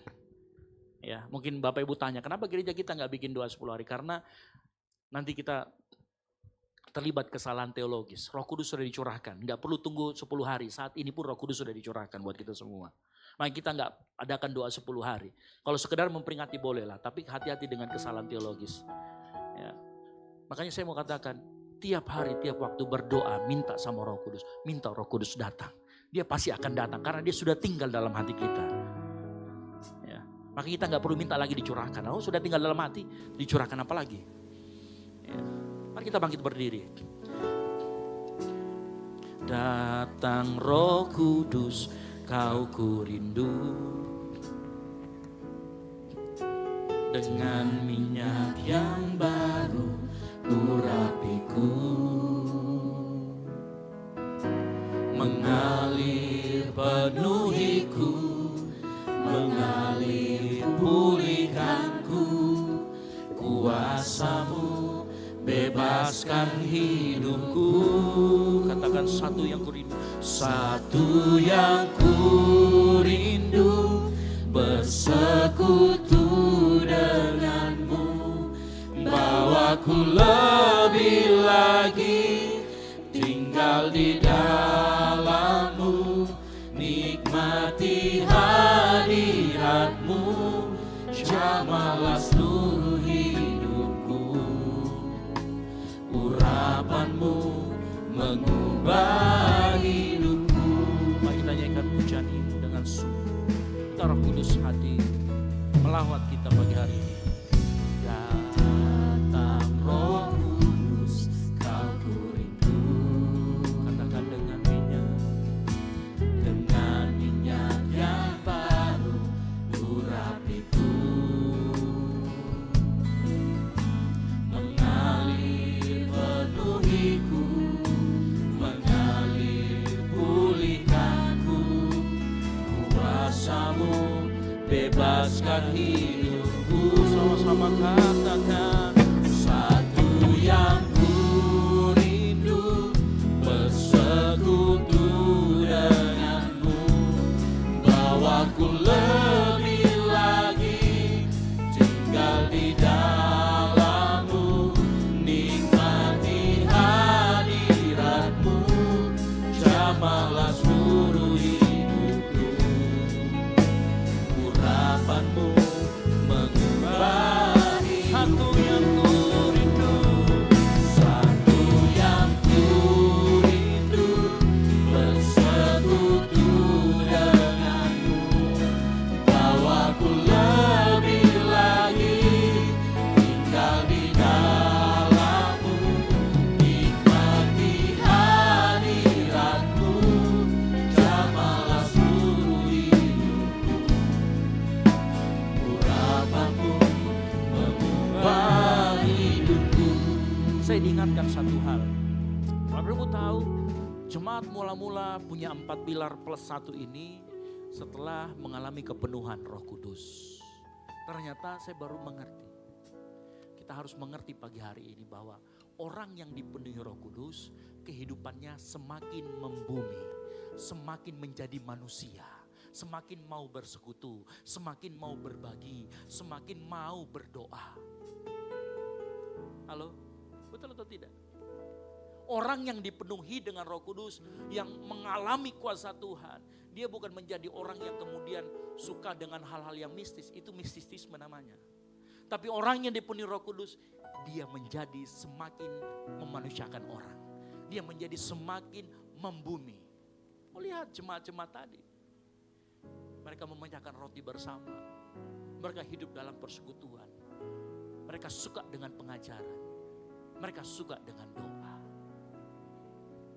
Saya rindu itu juga terjadi di tempat ini. Yang mengerti katakan amin. Angkat kedua tanganmu. Satu yang ku rindu, bersekutu denganmu, bawaku lebih lagi tinggal di dalammu, nikmati hadiratmu, jamalah seluruh hidupku, urapanmu mengubah hidupku. Satu yang ku rindu,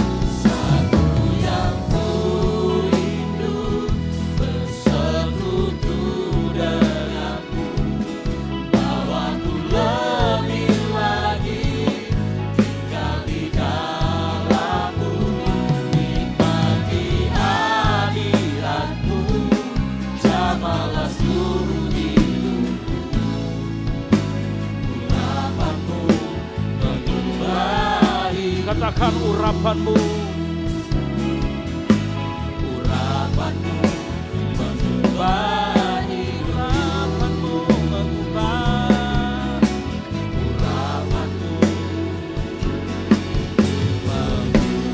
mengubah hidupku.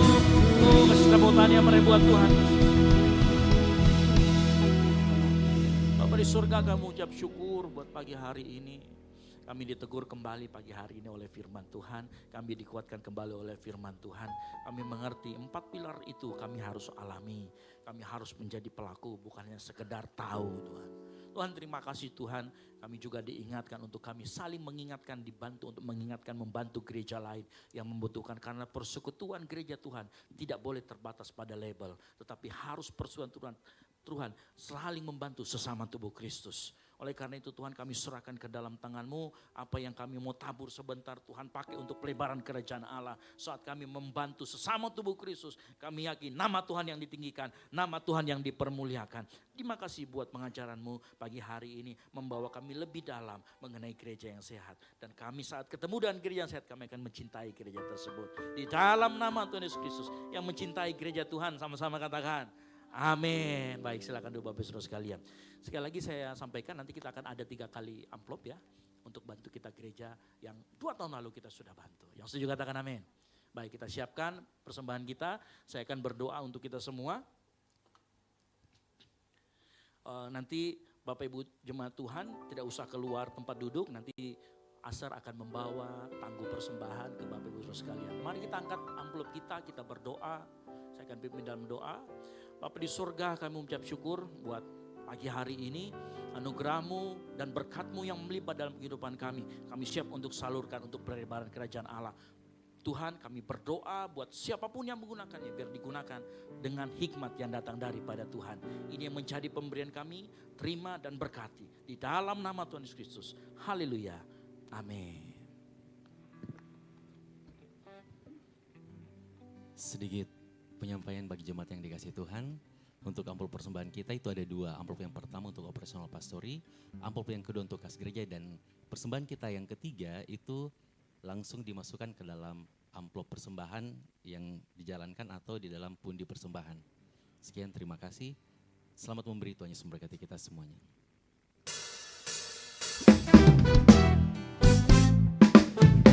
Dengan sukacita kami bawa persembahan kami Tuhan.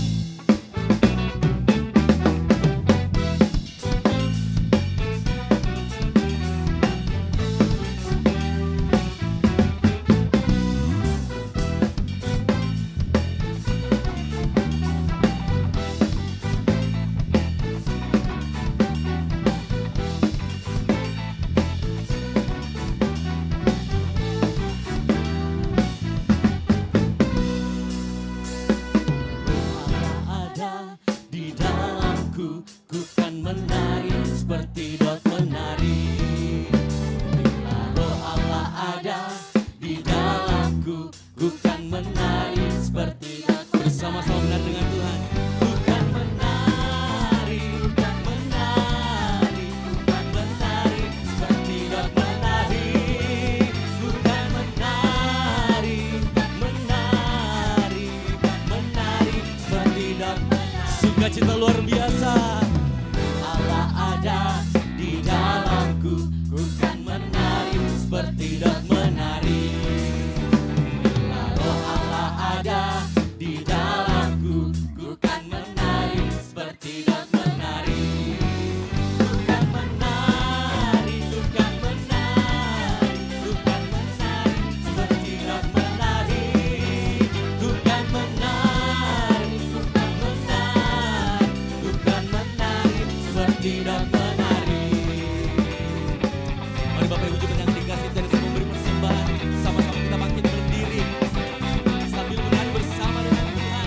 Begitu pujian kita, persembahan yang terbaik bagi Tuhan kita Yesus Kristus. Yang percaya katakan amin.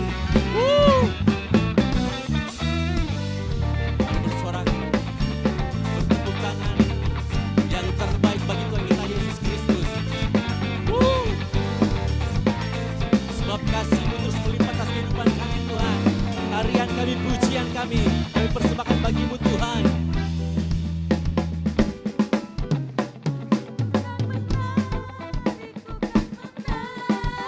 Ku kan menari seperti Daud menari. Ku kan menari, ku kan menari, ku kan menari seperti Daud menari. Ku kan menari, menari, ku kan menari seperti Daud menari. Ku kan menari, ku kan menari, ku kan menari seperti Daud menari. Ku kan menari seperti Daud menari. Ku kan menari seperti Daud menari. Sorak-sorai kemenangan bagi Allah kita. Haleluya. Silakan dulu Bapak Ibu jemaat yang dikasihi Tuhan. Tiba saatnya kita akan mendengarkan pengumuman sepekan kepada pelayan multimedia, dipersilakan. Shalom jemaat yang dikasihi Tuhan, berikut beberapa informasi kegiatan GBI Oikumene selama 1 minggu ke depan. Bagi Bapak Ibu Jemaat Tuhan, mari bersekutu dan beribadah bersama pada ibadah musbah keluarga yang akan diadakan minggu ini. Berikut informasinya. Bagi teman-teman yang belum bergabung di salah satu ground, silakan mengakses barcode informasi yang telah disediakan. Doa pelayan dan puasa akan diadakan pada hari Sabtu pukul 6 sore bertempat di gereja. Gladi bersih untuk ibadah raya pertama akan diadakan pada hari Sabtu pukul 7 malam, ibadah raya 2 pada hari Minggu pukul setengah 3 sore, dan gladi bersih untuk ibadah raya ketiga akan diadakan pada hari Sabtu pukul 10 pagi. Ibadah raya Minggu diadakan sebanyak 3 kali, yaitu pukul 9 pagi, pukul setengah 5 sore, dan pukul 7 malam. Ibadah raya yang pertama dan yang kedua akan disertai ibadah anak sekolah minggu. Ibadah-ibadah ini dapat disaksikan secara online melalui live YouTube GBI Oikumene. Bagi saudara-saudari yang ingin mendapatkan dukungan doa, silakan menghubungi nomor berikut.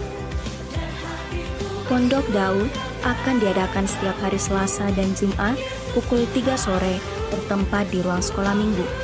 Bagi jemaat Tuhan yang berkerinduan untuk didoakan, silakan mengisi form pokok doa yang telah disiapkan. Mari tetap saling menopang dalam doa-doa kita kepada Tuhan.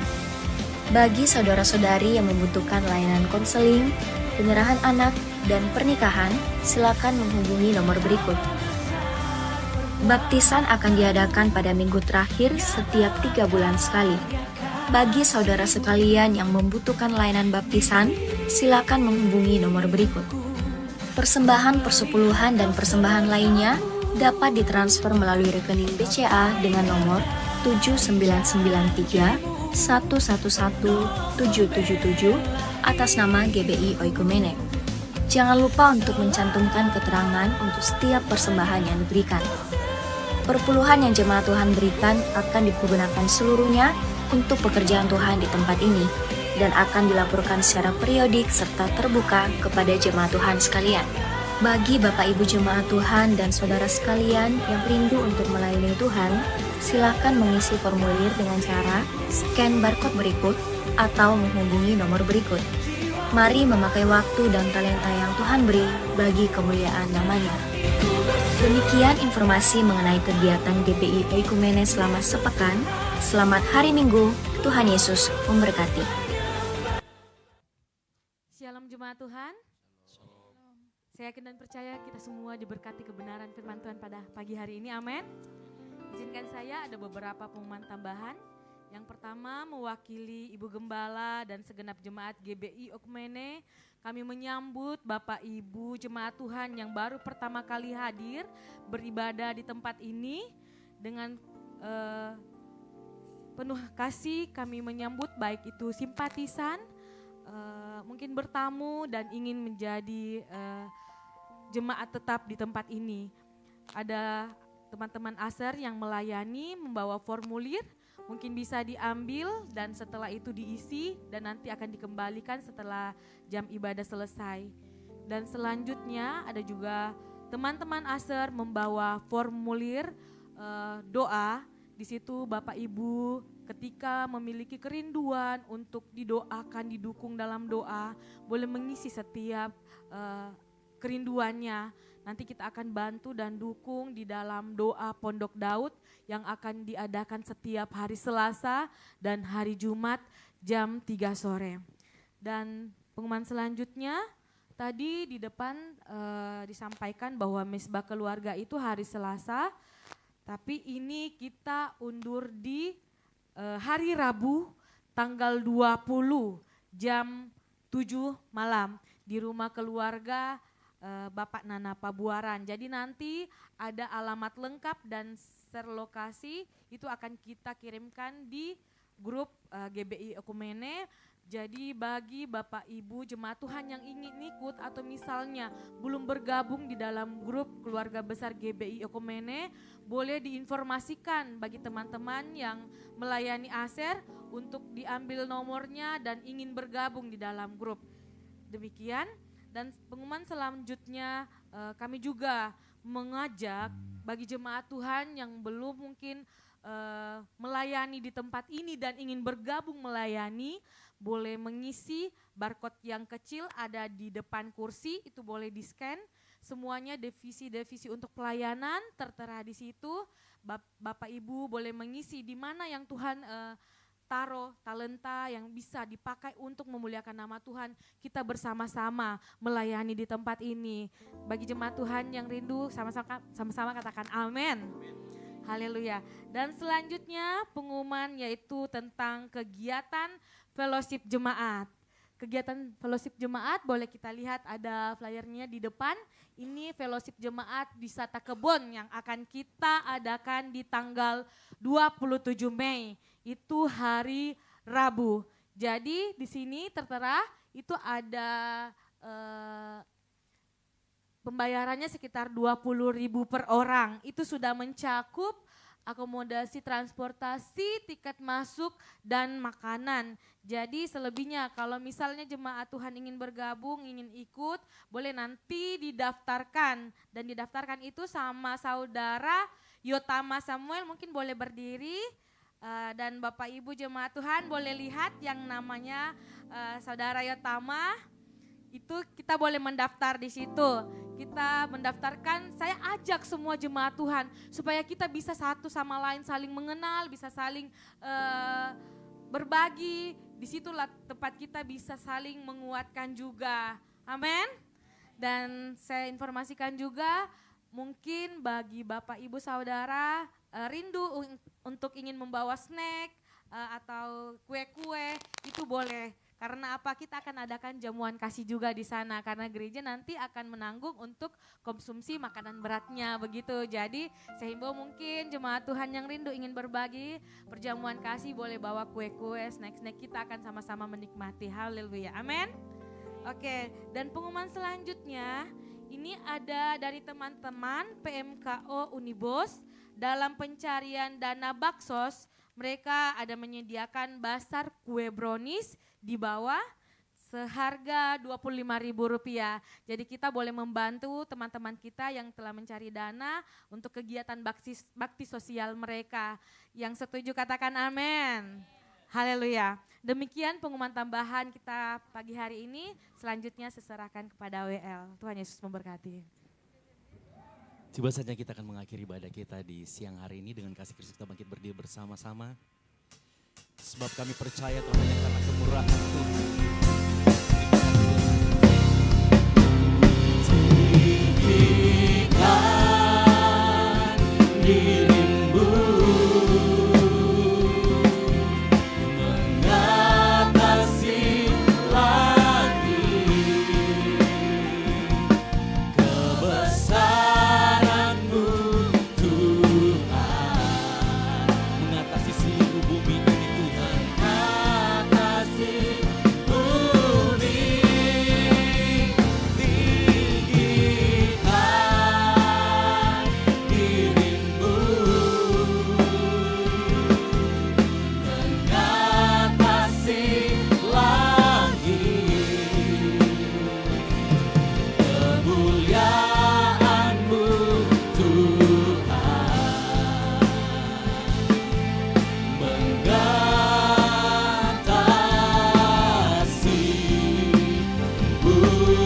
Mari sama-sama kita angkat tangan kita, nyatakan kemuliaan Tuhan kita Yesus Kristus.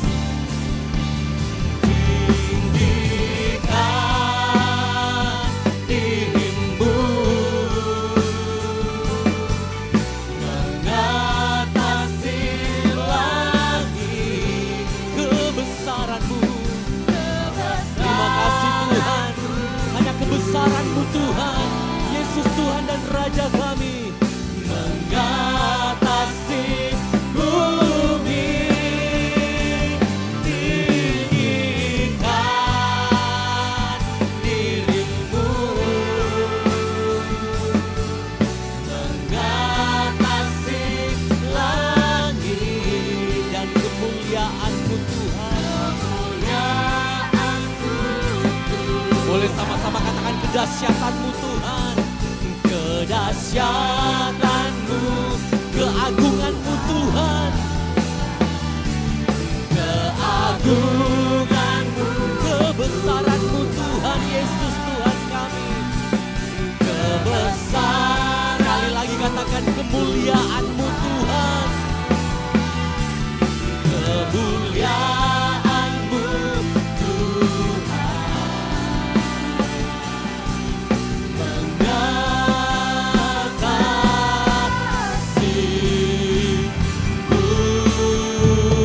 sorak-sorai kemenangan bagi Allah kita, Yesus Tuhan dan Raja kita, haleluya.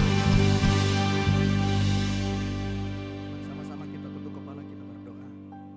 Di akhir ibadah kami ya Bapa, kami mengucap syukur karena perkenanan Tuhan dan kasih Tuhan selalu melimpah dalam hidup kami. Kami mendapatkan sukacita yang baru, ada kestabilan dalam setiap pribadi kami ya Bapa, karena Roh Kudus selalu ada untuk kami ya Bapa. Terima kasih buat ibadah yang telah berlangsung, kami dikuatkan, kami dimampukan, ada impartasi kekuatan daripada Tuhan menjadi bagian dari setiap kami ya Bapa. Oleh karena itu Tuhan, pagi yang indah ini kami akan berdoa syafaat, menaikkan doa kami di hadirat-Mu yang kudus. Kami percaya Tuhan menjawab seluruh apa yang menjadi doa kami ya Bapa. Oleh karena itu Tuhan, kami bersatu dalam doa. Kami berdoa ya Bapa untuk ibadah yang telah berlangsung pada pagi hari yang indah ini.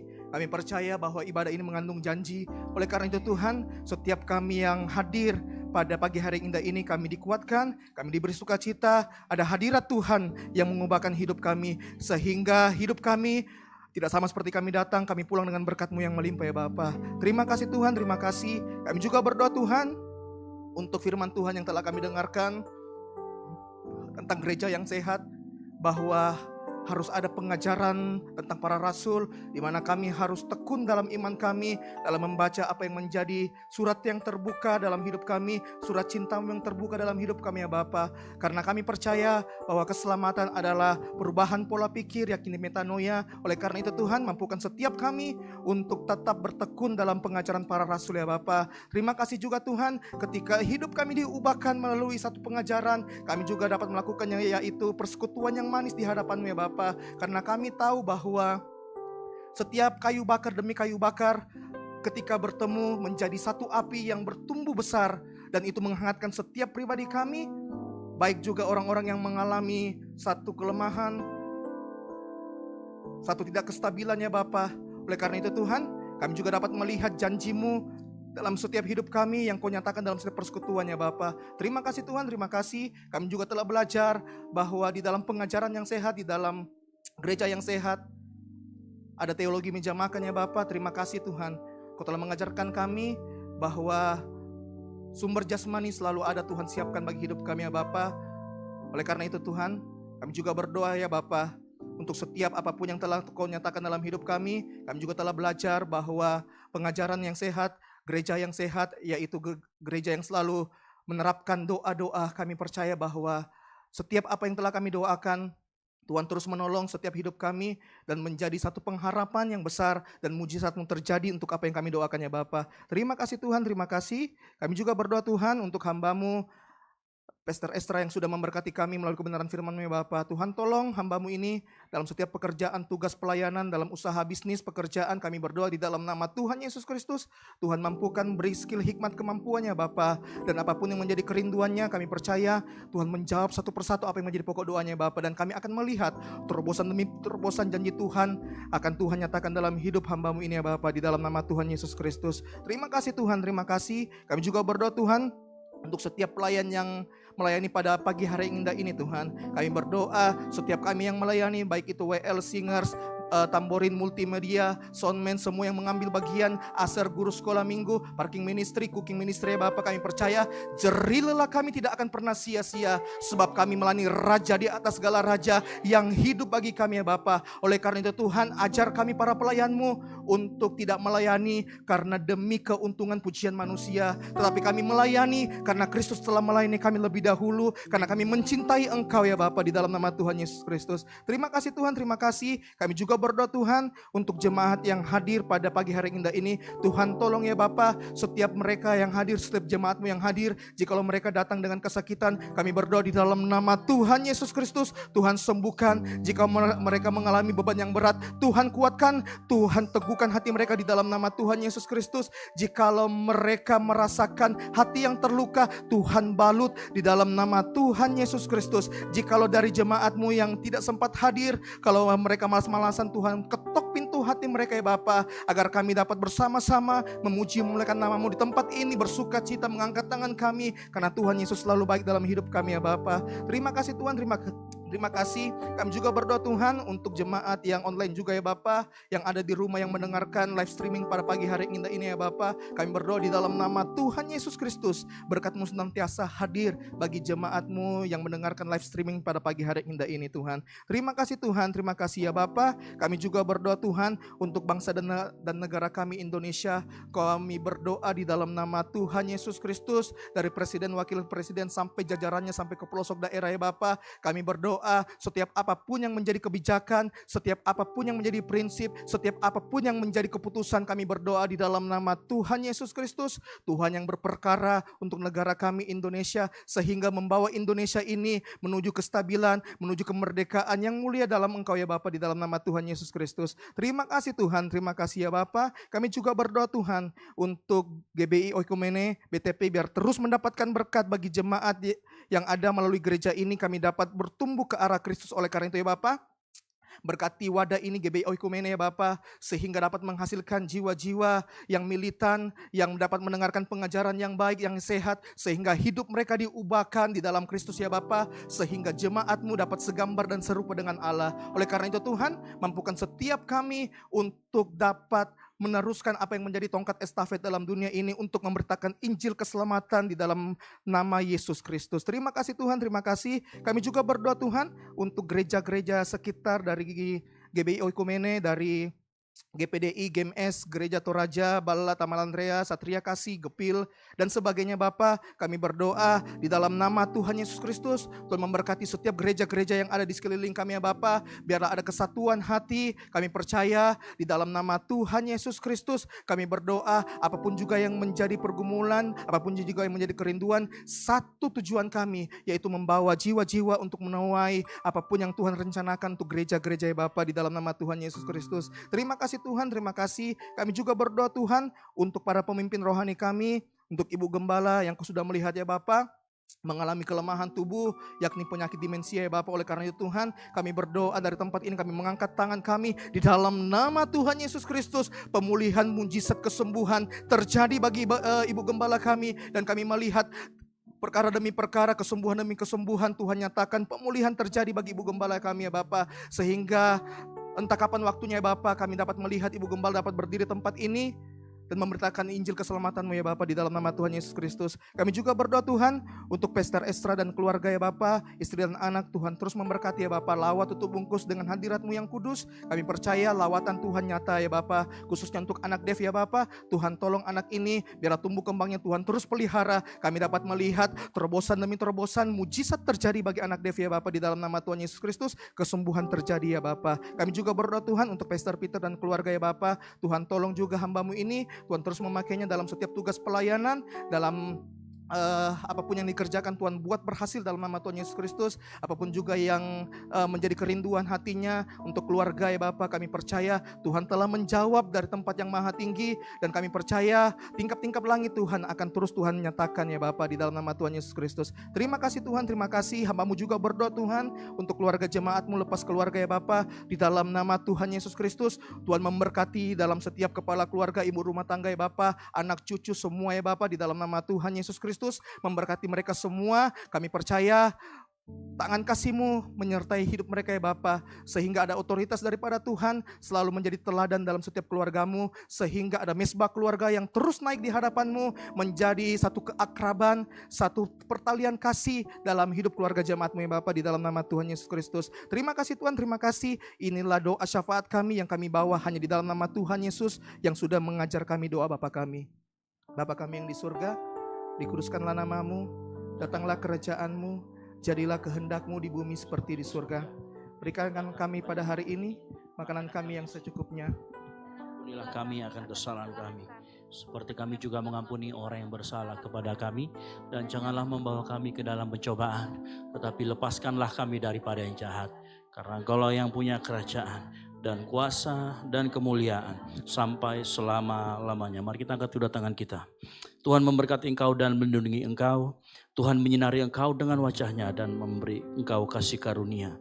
Tuhan menghadapkan wajahnya kepadamu dan memberi engkau damai sejahtera.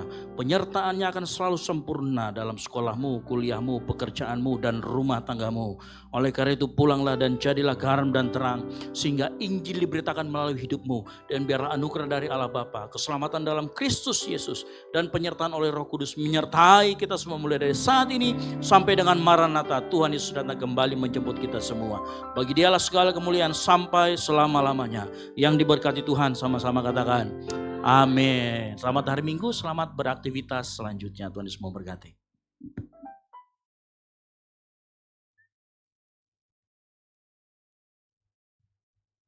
Dalam setiap diri kita, amin. Engkau yang dipenuhi oleh Roh Kudus.